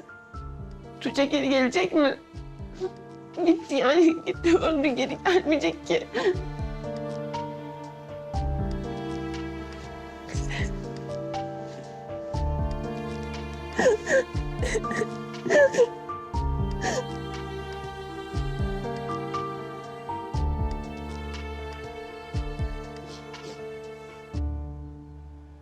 Anlamıyorum. Emel denen o kadın. O işin neresinde peki? Eğer dediğin gibiyse gerçek dönör o olabilir mi? Eğer gerçek donör oysa Baki Bey'in Tuğçe'yle ne işi var ki? Bu da doğru. Ama eğer dediğiniz gibi gerçek donör oysa ve ortaya çıkmadıysa ya da çıkmak istemediyse Baki Bey Tuğçe'yi bu yüzden ayarlamak zorunda kalmış olabilir. Yani dönörün masada kalmasından başka bir sebep varsa diyorsun. Evet Firuze Hanım. Yani gerçeğiniz neden böyle bir sebep olduğunu bilmiyorum ama bir ihtimal sonuçta. Yani Emel denen o kadın da bizim eve bu yüzden geldi. Bence evet. Yani Tuğçe'nin daha fazla para aldığını öğrenip evinize kadar geldi. Muhtemelen Baki Bey'den de para istedi. Ama Baki Bey de ona o parayı vermeyince parayı koparmak için Tuğçe ile beraber ya da Tuğçe'yi de işin içine katarak size ulaştılar. Peki ya öyle değilse? Böbreğini veren kişi o değilse, bir başkasıysa? Ya tek amaçları daha fazla para kopartmaksa ama işler ters gittiyse? Aman Allah'ım Kerim. Tuğçe'yi öldüren kişi o kadın olabilir mi? Pek sanmıyorum Firuze Hanım. Yani tamam. İnsanlar köşeye sıkışınca pek çok şey yapabilirler. Ama birini öldürmek. Hele ki bu şekilde. Ben o kadının böyle bir şey yapabileceğini sanmıyorum. Bilmiyorum Kerim. Öyle de olabilir, olmayabilir de kafam allak bullak oldu. Firuze Hanım, bence burada yapılması gereken en doğru şey gerçek donörü bulmak. Eğer biz gerçek donörü bulursak çoğu şey kendiliğinden çözülecek zaten. Kızınızı ameliyat eden doktorla donörden böbreği alan doktor muhtemelen aynı kişi. Doğru söylüyorsun. Baki böbreği bulduğunu söylediğinde bir doktorla gelmişti eve. Hastanenin doktorlarından biri olduğunu söylemişti. Adı neydi? Neydi? Murat. Murat Arıkan. Evet, şimdi hatırladım. İyi ki söyledin Kerim. Ben gidip şu doktorla bir konuşayım. Bakalım ne söyleyecek. Firuze Hanım, bence bu işi ben halledeyim. Yani bahsettiğiniz doktor tembihliyse zaten sizle konuşmayacaktır. O yüzden ben en iyisi arka kapıdan dolanıp ne oluyor ne bitiyor bir öğreneyim. Doğru söylüyorsun. Baki'nin de dikkatini çekmesek iyi olur. Peki o zaman sen hallet bu işi. Ama bir an önce hallet, tamam mı Kerim? Elbette Firuze Hanım, merak etmeyin.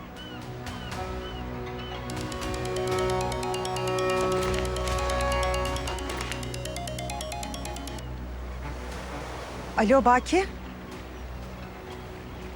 Ne? Biricik Tuğçe'yi öğrendi de ne demek?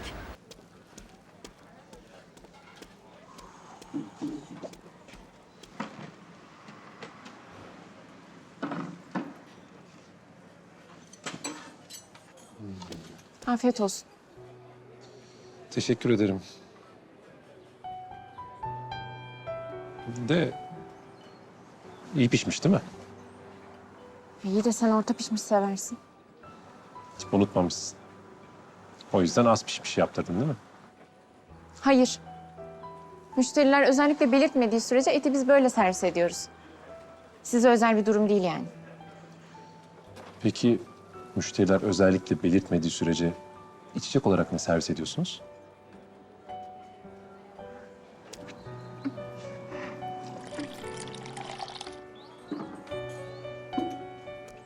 Afiyet olsun.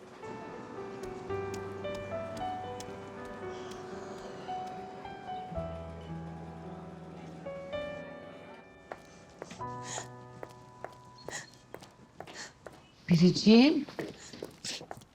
Kızım ne oldu? Niye ağlıyorsun? Ne oldu? Dur bir dakika. Biriciğim. Ne oldu? Ne üzdü seni bu kadar ha? Ölmüş. Kim ölmüş? Tuğçe ölmüş. Ne? Tuğçe ölmüş mü? Öldürmüşler onu. Öldürmüşler mi? Nasıl?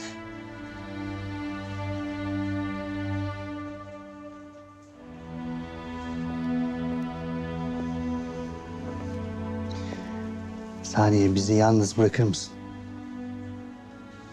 Baki Bey.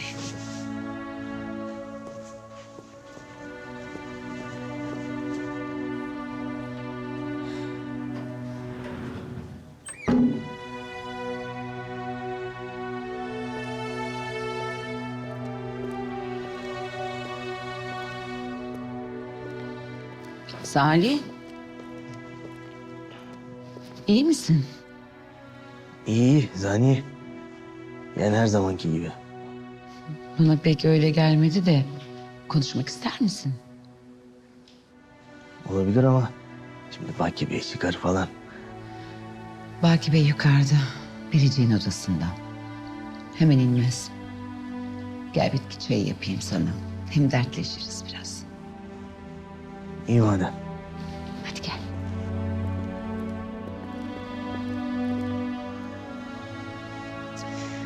Kızım. Biliyorum bu senin için çok zor bir durum. Tuğçe ile çok kısa bir zamanda yakın bir arkadaşlık kurdunuz. Seni bırakıp gitmesine bile bu kadar üzülmüşken... Evet, bu durumu kabullenmek çok zor. O yüzden mi sakladınız benden? Kabullenemem diye mi? Böylesi daha mı iyi oldu? Biricik. Kızım baban söyleyince hemen geldim. Çok üzgünüm bir tanem, çok. Ya içimden bir parça kopup gitti ve ben yeni öğreniyorum bunu. Neden? Kabullenemem diye, değil mi? Biricik, ben onun için söylemedim. Niyetim... Neydi niyetin baba? Hayatım biz sadece sen üzülme diye seni korumak istedik. Siz beni böyle mi korudunuz? Ya ben bana haber vermeden gitti diye arkasından neler söyledim ya? Hiç mi vicdanınız sızlamadı? Hiç mi bana gerçekleri söylemek geçmedi aklınızdan? Ben anlamıyorum. Acaba canı çok yandı mı? Korktu mu?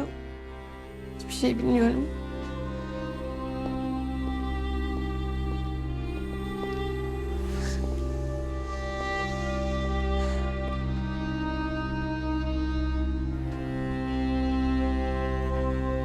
Yani kızın ailesi de perişan oldu tabii. Kolay mı? Kızlarının cesedi ormanda bulunuyor. Günler sonra haber alıyorsun. Kim neden yapmış olabilir ki? Gencecik kız kime ne zararı olur? Kaçta adam yapmıştır herhalde. Ha niye yaptı orasını bilemem. Aralarında ne yaşadılarsa artık. Siz nasıl bu kadar çabuk öğrendiniz? Ailesi mi haber verdi? Yani aslında o kadar da çabuk sayılmaz Saniye. Birkaç gün oldu ceset bulunalı. Ama işte Firuzan Hanım kimseye bahsetmeyin deyince sana söyleyemedim tabii. Bana da mı? Firuzan Hanım bana güvenmiyor mu? Zannetmiyorum Saniye. Sana güvenmez olur mu hiç? Yani önlem almak istemiştir herhalde, o yüzdendir. Öyle mi diyorsun? Biricik'le arandaki bağı da biliyor. Şimdi sen üzülür, dertlenirsin de Biricik bunu fark eder diye düşünmüştür herhalde yani. Bana söyleselerdi, Biricik'in haberi olmasın deselerdi söyler miydim hiç? Orası öyle tabii. Ama işte bana da ne derlerse onu yapmak zorundayım Saniye. Öyle olmasa zaten her şey daha farklı olurdu. Nasıl olurdu? Yani sana söylerdim o zaman. İşte Biricik üzülmesini istediler. Şimdi daha fena oldu. Perişan oldu yavrum. O kız da öyle. Öyle oldu. Bilseydim Baki Bey'le en başından tanıştırmazdım.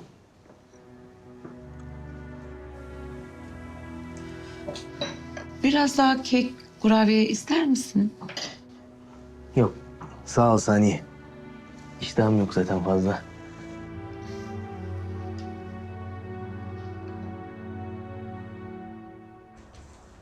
İpek adı. Evet, kreşe başlasa iyi olur diye düşünüyorum artık. Evde hep bizimle yalnız. Haklısın, sosyalleşmesi gerek artık. Anladım. Yavaş yavaş adaptasyon sağlıyorsunuz. Sonra yarım gün, tam gün seçenekleriniz var. Fiyatı nedir peki? Anladım. Tamam, ben bir düşünüp size geri dönüş yapacağım. Çok teşekkürler. İyi günler.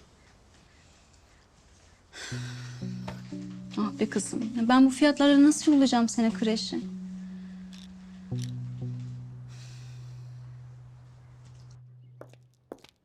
Hoş geldin. Hoş buldum. Bir gelişme var mı? Var. Bence Doktor Orhan suçsuz. Demek ilk görüşmede anladım. Gökhan, bir görüşme benim için yeterli oldu bile. Ben kesinlikle Orhan Hoca'ya bir kumpas kurulduğunu düşünüyorum. Peki nasıl anladın bunu? Sorularıma hiç duraksamadan cevap vermesi benim için yeterli oldu. Peki sen ne düşünüyorsun? Bu kumpası kim kurmuş olabilir? Yani onu henüz bilmiyorum. Ama hastanede çalışan biri ya da birileri var, onu biliyorum. Nasıl bulacağız peki? Doktor Orhan'ın çalışmaya başladığı tarihten itibaren orada çalışmaya başlayan kişileri araştırabiliriz. Bu samanlıkta iğne aramak gibi bir şey. Benim için o hastanede çalışmaya başlayan herkes artık birer zanlı.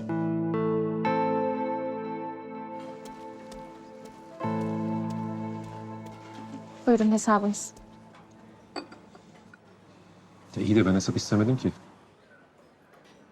Vaktim var. Oturmayı düşünüyorum ben. Doğru. İnsanın işi olmayınca bol bol vakti oluyor. Ama benim bir işim var Kenan. Burada çalışıyorum. Biraz saygılı olursan sevinirim. Alaca, lütfen. Yapma böyle.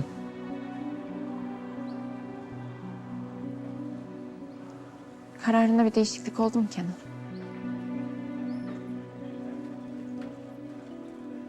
Benim de olmadı. Sen inadından vazgeçinceye kadar da olmayacak.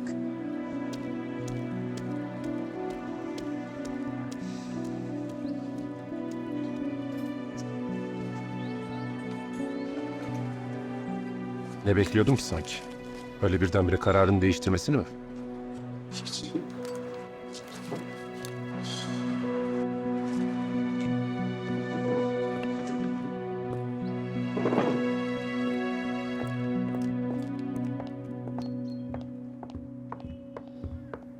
Bana söz vermiştin Baki. Biricik asla bunu duymayacaktı. Ben Biricik hiçbir şey öğrenmesin diye her şeyi ayarladım. Nasıl oldu peki bu? Sevgilim, ben nereden bileyim konuşurken Biricik'in birdenbire odama gireceğini? Normalde odama girme gibi bir huyu da yok ki. İnsan bir etrafına bakar. Sevgilim, hayatım, ben de en az senin kadar üzülüyorum. Ben hiç ister miyim Biricik'in bu haberi böyle öğrenmesini, böyle üzülmesini, mahvolmasını ister miyim? Yani bana söyler misin? Ben gerçekten ben ister miyim böyle bir şey olmasını? Gel. Firuze Hanım. Neyse, ben çıkıyorum. Sonra konuşuruz.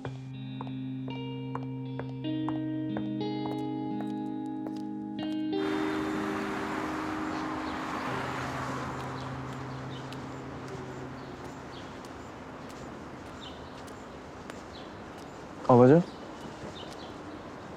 İyi misin? İyiyim. Gözlerim pek öyle söylemiyor ama. Önemli değil. Geçer birazdan. Yine erkek arkadaş meselesi mi? Bu sefer hem erkek arkadaş hem de kız arkadaş meselesi. Sevgilimle de kardeşimle diyeyim kız arkadaşımla da birbirimizi kırmadan, incitmeden sevmenin yolunu bulamıyoruz. Yapabileceğim bir şey var mı? Yok. Çok teşekkür ederim.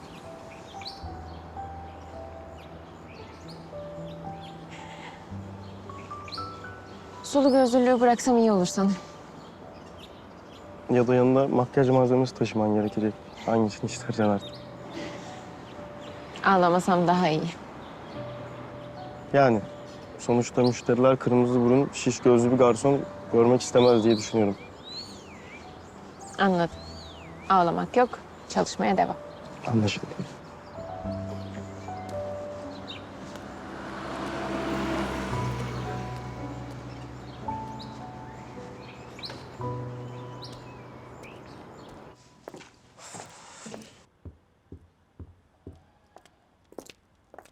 Biricik, çıkıyor musun hayatım? Nereye? Biraz hava almaya çıkacağım anne. Ben de seninle geleyim. Biraz sohbet ederiz. Rahatlarsın belki. Ne konuşacağız ki? Konuşacak bir şey mi kaldı sanki? Yoksa benden gizlediğiniz başka şeyler de mi var?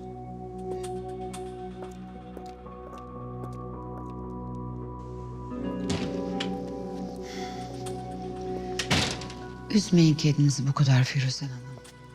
Düzelecektir zamanla. Birdenbire duyunca şok oldu tabii yavrum. Umarım Saniye. Çok bağlandı yavrum. Kardeşi gibi gördü neredeyse.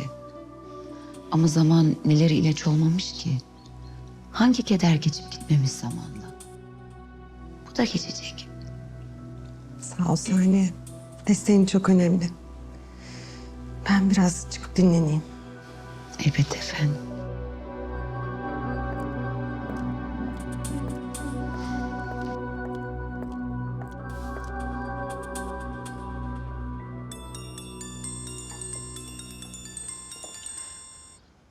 Efendim Saniye. İşler çok fena. Ortalık iyice karıştı. Ya Saniye bir dur. Ne oldu önce onu söyle. Kız bu Tuğçe'yi öldürmüşler ya. Ormanda bulmuşlar cesedini. Kim öldürdüyse gidip ormana atmış. Nasıl yani? Ne zaman? 3 gün önce bulmuşlar cesedini. Herkes ne düşünüyordu? Meğer öldürmüşler kızı. Saniye madem 3 gün önce öldürmüşler, niye şimdi haber veriyorsun? Yoksa sen benden bir şey mi saklıyorsun? Allah aşkına ne saklayacağım ya? Yani 3 gündür Firuzan Hanım'la Baki Bey kimseye söylememişler Biricik üzülmesin diye. Ben de yeni öğrendim.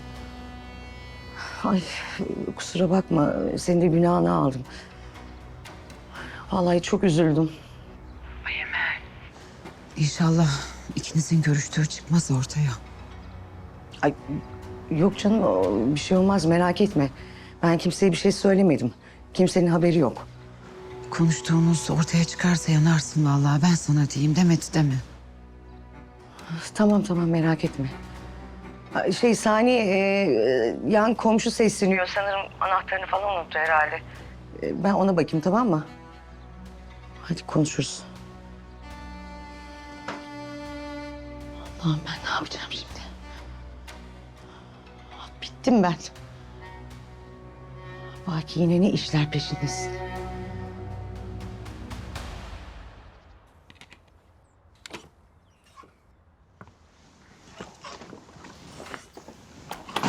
Hoş geldin. Hoş bulduk, selam.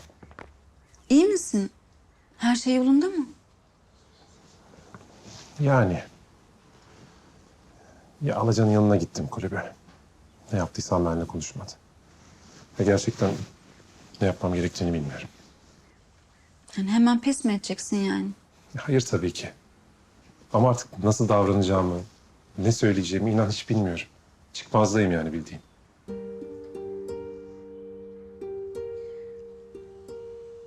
Ben bir konuşsam mı acaba? Yani senin adına gibi değil de bir arkadaşı olarak. Yani ona destek olmak istiyormuşum gibi. Bunu yapar mısın gerçekten? Tabii ki. Ama senin İpek'le kalman gerekiyor tabii. Kalmaz mıyım hiç? Seve seve. Bitirdin mi boyamayı? Bence bak burayı maviyle yapalım. Gel. Getir.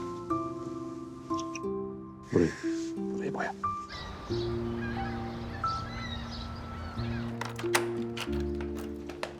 Ben geldim. Evin buralarda müşteriye geldim. Hazır gelmişken yemeği evde yiyeyim dedim. Ne oldu Emel? Niye ağlıyorsun? Öyle içerledim ki Yasemin. Ben bir yandan seviyorum Şapşal'ı ama bir yandan da çok kızgınım ona. Aklım karman çorman oldu vallahi. Emel, Allah aşkına benim aklımla alay etme. Yok hem seviyormuş da hem kızıyormuş da. Başka bir şey var bunda, anlatsana. Ay başka ne olacak Faruk? Yasemin'e üzüldüm işte. Ne üsteliyorsun? Bir dakika. Yoksa Baki seni yine tehdit mi etti? Bak Baki kurs parasını da ödemediyse ve sen bunu bana söylemiyorsan külahları değişiriz ha. Ya saçmalama Faruk.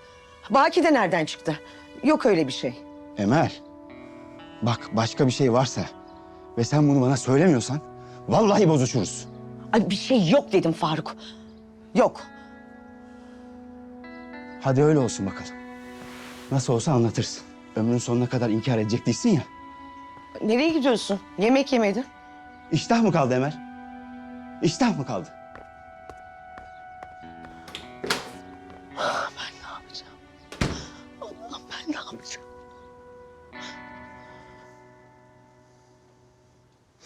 Ulan bir işi de doğru düzgün yap.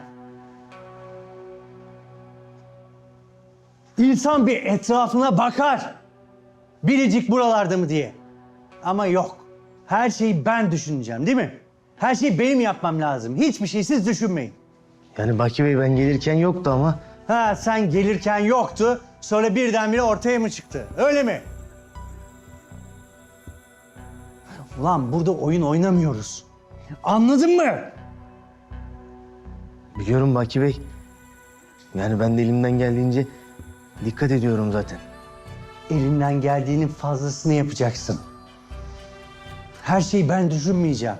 Kafanı çalıştıracaksın. Anladın mı? Kafanı çalıştıracaksın. Anladım Baki Bey. Düşünmeyi öğreneceksin. Hadi kaybol gözümün önünden git. Hadi git. Emredersiniz Baki Bey.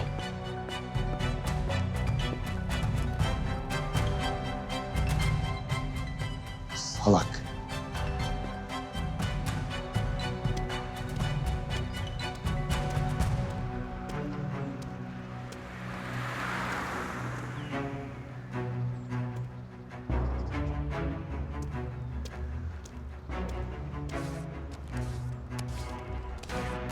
Vay be Ezgi Hanım.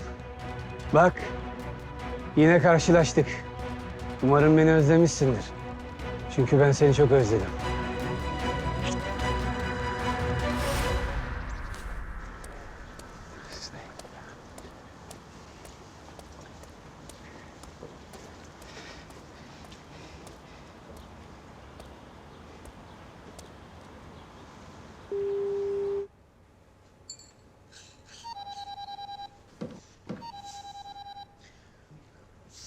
Saniye. Kusura bakma seni rahatsız ediyorum ama seninle görüşmem lazım. Çok önemli. Emel'le ilgili. Faruk şu an hiç müsait değilim. Bizim burada işler çok karışık. Ya Saniye. Ya önemli olmasa ben seni aramam. Ya ben zaten sizin evinizin birkaç sokak arkasındayım. Ya fazla sürmeyecek ya. Bir konuşacağız ne olur. Hay Allah ne işin var senin orada? Tamam konum at. Ben hemen geliyorum. İyi hadi.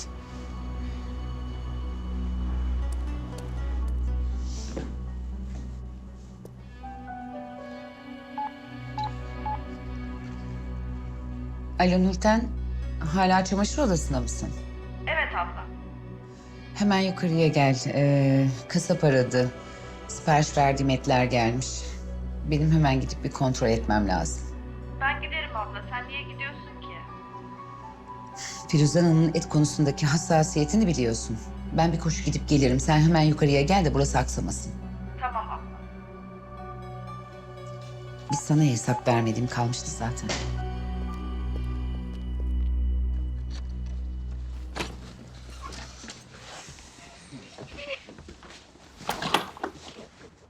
Hoş geldin. Hoş bulduk abi. Ezgi nerede? Alacan'ın yanına gitti.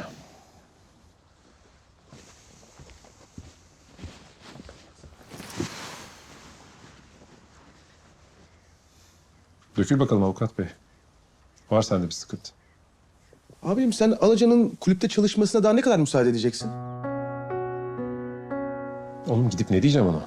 Zaten ayrılmışız. Bir de burada çalışma mı diyeceğim? Dün Biricik'i gördüm orada. Allah'tan Alaca izinliydi. Yoksa ne yaparım ne ederim hiç bilmiyorum yani. Ya vallahi elimden hiçbir şey gelmiyor. Ne yaparsam yapayım barışmayı kabul etmiyor benimle. Canım abicim bu bir süreç. Hem Alaca ile sizin birbirinizden başka gidecek bir yeriniz yok. Daha sonra yumuşacaktır o. Hem ne yapıp et? Alaca'nın orada çalışmaması için ikna et. Ya sorunlar o kadar üst üste geliyor ki. Ya birini çözsem diğeriyle yüzleşmek zorunda kalıyorum. Ya Alacan'ın Biricik'le karşılaşma ihtimali değil de beni en çok onu tanıma ihtimali korkutuyor. Sen şu Biricik'le olan fotoğrafımızı, şu nişan fotoğrafımızı sosyal medyadan kaldırmıştın değil mi? Hani Alacan'ın görüp de beni ihbar etmesine sebep olan fotoğraf. Herhalde abi. Bırakır mıyım ben onu orada? Hatta ne olur ne olmaz diye Pınar hesabından da sildirdim. Sonra nişan olmadı. Abim hastaydı diye bahane uydurdum. İyi bari. Ya oğlum öyle bir labirentin içindeyim ki. Tam bir çıkış yolu buluyorum. Yine pat diye bir duvar çıkıyor önüme. Abicim merak etme. Baktık labirentten çıkamıyoruz. Yıkar geçeriz ya ne olacak? Vallahi iyi ki varsın Gökhan. Başım ne zaman ağrısa aspirin oluyorsun bana. Görevimiz.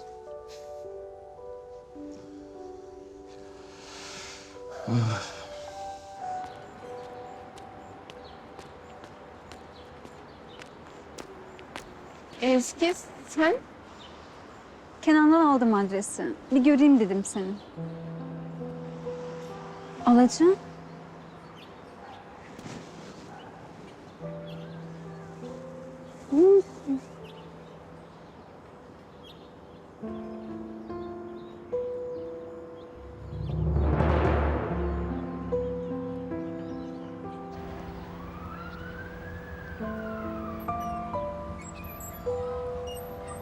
Şimdi bunların yerinde olmayı ne çok isterdim.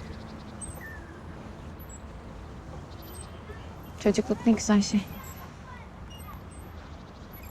Büyüdükçe yük oluyor insanın hayatı.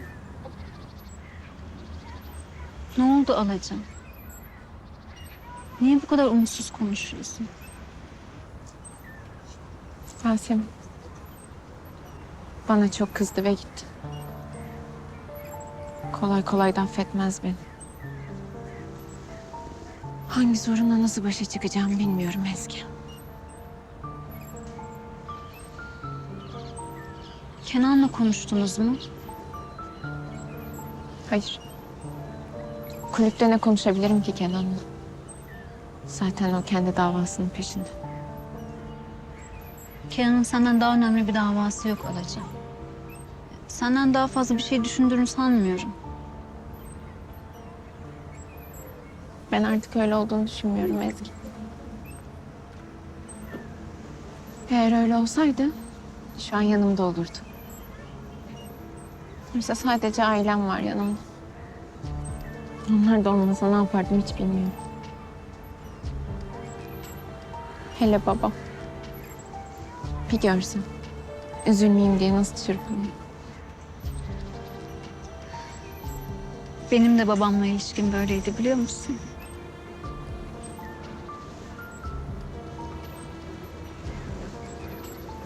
Babam olmasa yalnızlık içime işler. O benim için çiçeklerle dolu bir bahçe gibi. Ne zaman hayat üstüme gelse o bahçeye koşuyorum. O zaman hayat mis gibi kokuyor. Babalar kızların şövalyesi gibi. Kızların ne zaman ihtiyacı olsa kılıcı kapıp koşarlar. Yaşasaydı belki de benim başıma gelenlerin hiçbiri.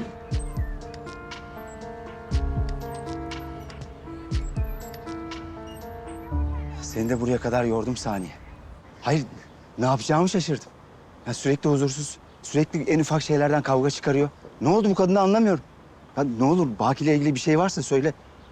Ya Emel'le konuşsana Faruk. Ne diye bana gelip soruyorsun? Ya konuşuyorum ama anlatmıyor ki. Hayır bir şeyleri gizlediğini farkındayım. Ya Allah aşkına bak söyle. Baki kurs parasını vermeyecek. Ne bileyim beni bilmediğin başka bir şey mi var?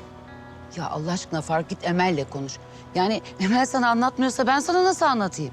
Saniye diyorum ya sana. Konuşmaya çalışıyorum ama anlatmıyor ki. Ya en son bu kurs parası meselesinde de senin yanlış anladığını... ...Baki'nin Alacan'ın değil de... ...Tuğçe denilen o kızın kurs parasını keseceğini söyledi. Ya yanlış anladığım bir şey falan yok. Baki Bey Alacan'ın kurs parasını bundan sonra ödemeyeceğini söyledi. İlk taksidi ödedi, bundan sonrasını ödemeyecekmiş. Ama Emel şey dedi... Faruk benim gitmem lazım. Gerçekten çok bile kaldım. Sen bunlara Emel'le konuş.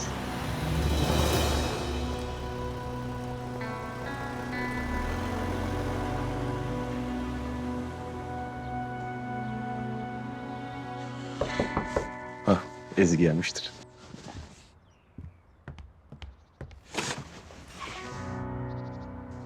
Merhaba Gökhan. Biricik.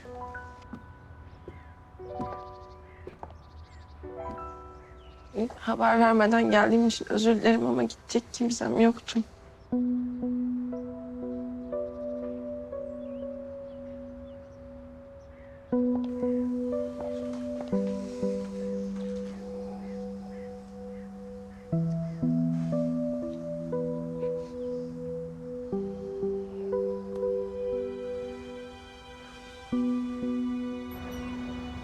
Geldiğin için teşekkür ederim Ezgi. Ne demek? Bana da iyi oldu. Biraz hava almış oldum. Güzel oldu. Gerçekten. Konuşmaya çok ihtiyacım varmış. Teşekkür ederim. Ne yapacaksın peki şimdi? Alışverişe çıkacağım. Yani son zamanlarda bizimkiler benim yüzümden çok üzüldü. Onlara yemek yapıp böyle küçük bir sürpriz yapayım dedim. Gerçi annemin yemekleri yanında pek sürpriz gibi olmayacak ama bir şansımı deneyeyim. Bir şeye ihtiyacın olursa mutlaka ara beni, tamam? Yani her şey için arayabiliriz. İyi ki varsın Ezgi. Sen de.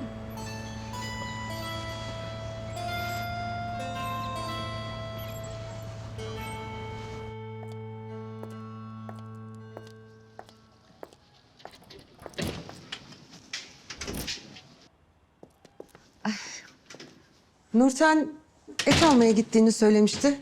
Hayırdır bulamadın mı iyi et? Evet efendim. Beğenmedim etleri. Boşuna çağırmış oraya kadar kasap beni. Azarladım ben de bu yüzden biraz onu. Yani sizin et konusundaki hassasiyetinizi onca kez söylediğim halde hala. İyi yapmışsın. İzninizle efendim.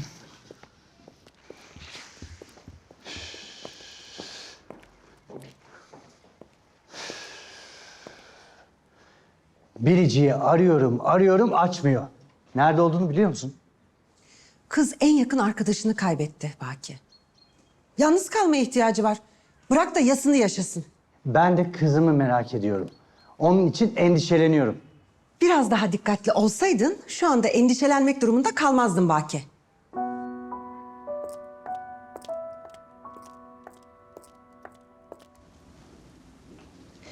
Yani evde durabiliyorum. Ne dışarı çıkabiliyorum. Hiçbir yer iyi gelmiyor ya bana. Yani canım o kadar yanıyor ki ne yapacağımı bilmiyorum. Yani Biricik, gerçekten ben de ne söyleyeceğimi bilmiyorum. Çok üzgünüm. Kenan, şimdi seni daha iyi anlıyorum. Ya arkadaşını kaybetmek insanın canını çok acıtıyor.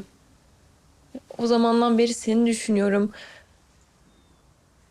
Ya bu boşluğu doldurmak çok zor. Canım çok acıyor yani.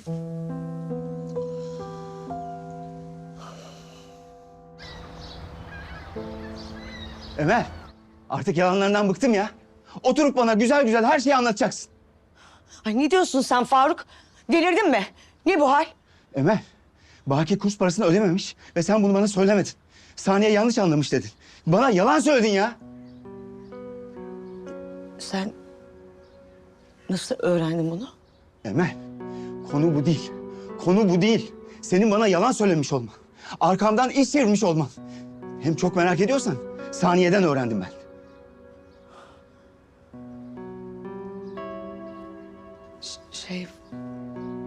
Faruk. Ömer, sakın bana yalan söylemeye kalkma. Buraya gelmeden kursa uğradım ve sene sonuna kadar bütün kurs ücretinin ödendiğini öğrendim.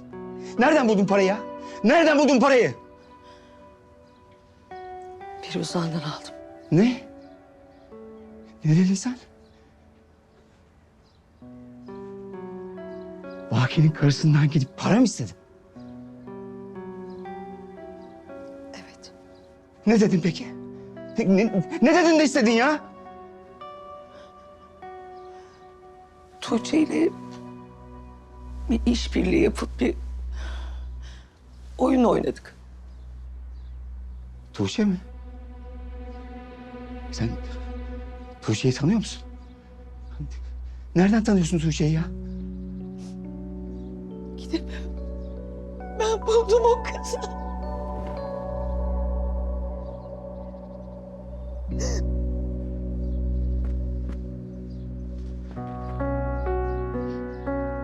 Her şey için teşekkür ederim. Sizinle konuşmak çok iyi geldi. Biliyorum habersiz geldim. Ama aklımı yitirecektim. Önemli değil Biricik. Dediğin gibi. Seni çok iyi anlıyorum. Tekrar başın sağ olsun. Keşke başka şeyler söyleyebilsek ama işte elden bu kadar geliyor.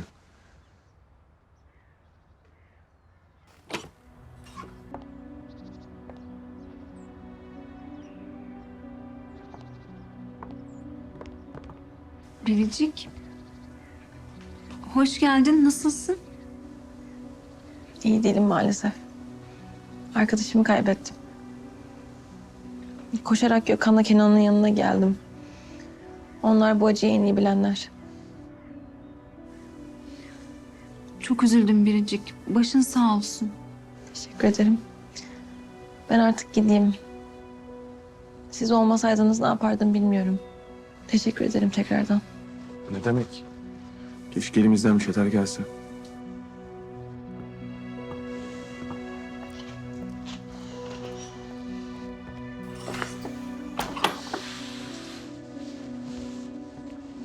Hadi buyur.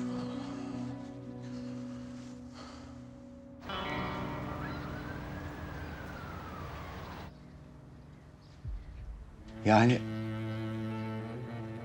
biz şimdi bizim kızımızın kurs parası ödensin. Başka bir kızın ölümüne mi sebep? Öyle deme. Ne olur öyle deme Faruk. Ne diyeyim Emel? Ha ne diyeyim? Senin vicdanın rahat etsin diye yalan mı söyleyeyim? Yani bunlar hiç olmamış gibi mi davranayım ha? Ya bizim yüzümüzden gencecik bir kız. Ömrünün baharında bir kız. Toprağın altında çürürken. Ben ne diyeyim Emel? Ya ne diyeyim Emel? Sus Faruk, ne olursun sus. Ya ben sana dedim. Evi ipotek ettirelim dedim. Bir şekilde onun parasını öderiz dedim. Ama sen ne yaptın? Ha sen ne yaptın? Gidip o psikopatın karısını dolandırmaya kalktın. Ya düşünmedin mi hiç bunun sonu nereye varır diye? Ya o herif bunun peşini bırakmaz. O kıza neler yapar diye hiç düşünmedim ya Emel ya. Düşünemedim, anladın mı? Düşünemedim. O kıza gidip o bedeli ödeteceğini düşünemedim. Aklıma gelmedi işte. Onun bu kadar kötü olabileceğini düşünemedim. Anlıyor musun? Düşünemedim. Emel, senin aklına gelmedi. Bir ana baba kızından. Gencecik bir kız hayatından oldu ya. Yeter. Yetmez Emel, yetmez. Baki bunun peşini bırakır mı ya? Ya bütün bu cinayetin senin yüzünden ekmeğe kalkarsa ha? Ha, sen ne yapacaksın? Ne yapacaksın sen? Görmüyor musun? Senin kendi peşinden hepimizi sürüklüyorsun ya. Farkında mısın? Bizi mahvediyorsun Emel ya.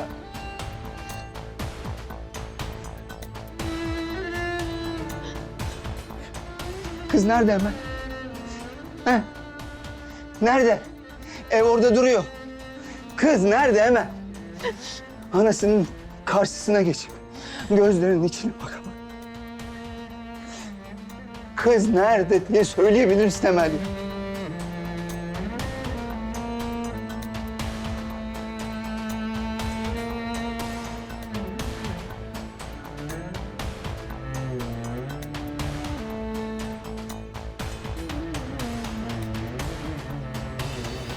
Allah'ım, insan ne kadar korkunç bir yaratık.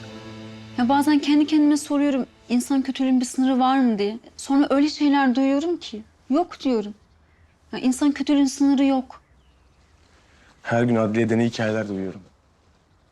Haklısın. İnsanın kötülüğünün sınırı yok. Bazen düşünüyorum da İpek'i, diğer çocukları bu pis dünyadan nasıl koruyacağız? Ya insanların kötülüklerin karşısında bizim gücümüz ne ki Gökhan? Ya ben yavrumu bu pis dünyadan nasıl koruyacağım? Merak etme. Biz hep birlikte olacağız. Bütün zorluklara beraber kol kanat gereceğiz.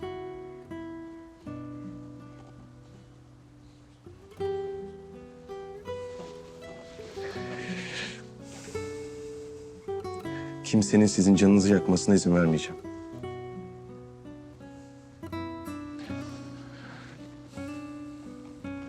Yok. Yok bu böyle olmaz ki. Olmaz böyle yaşanmaz. Biz gideceğiz karakola. Polise anlatacağız bütün olan biteni. Saçmalama Faruk. Kıza tokat attım, boğazına yapıştım görüntüler var elinde. Ya beni hapse attırırsa? Ne yapacaksın Emel? Bir yandan vicdan azabından çürüyüp bir yandan da her kapı çaldığında polis geldi diye korkacak mısın? Olur mu böyle şey ya? Hadi kalk polise anlatacağız her şeyi. Ya sen beni neden anlamıyorsun? Kimseye anlatamayız. Ben öldürmedim bile desem adam ne yapar, ne eder attırır beni hapse. Anlıyor musun? Ne olacaksa olacak Emel. Şu yaşadığımız sefil durumdan daha kötü ne olabilir ki? Ne demek o? Ne demek o Faruk? Ya ben zindanlarda çürürken kızım bir başına, tek başına bu hayatta böyle devam mı edecek? Emel, sen katil değilsin ki. Ya niye hapse gireceksin? Hem neden kızımız yalnız kalsın? Onun dağ gibi babası var yanında. Doğru. Sen hep onu sardın, sarmaladın. Hep onu korudun. Biliyorum ama... Ama ne Emel ya? Ama ne ya? Yeter ama ya. Yeter ya. Her sıkıştığında bana bunu söylüyorsun. Alaca benim kızım. Hamile kaldığında onu aldırmanı söyleyen, kızımıza onlarca kötülüğü yapan o herif değil ya. Ya Alacağım her hastalandı. Sabahlara kadar onun başında ben durdum. Düştüğünde yaralarını ben sardım. Canı acıdım. Uykusuz ben kaldım. O ağladığında onunla ağlayıp gözyaşlarını ben sildim. Parmağına bir kıymık batsa benim de parmağım kanadı. Kızım kimseye muhtaç olmasın. Gece gündüz ben çalıştım. Ben. Tamam. Alaca benim kanımdan olmayabilir. Ama benim canım. Benden olmasa da. Alaca benim kızım. Benim kızım.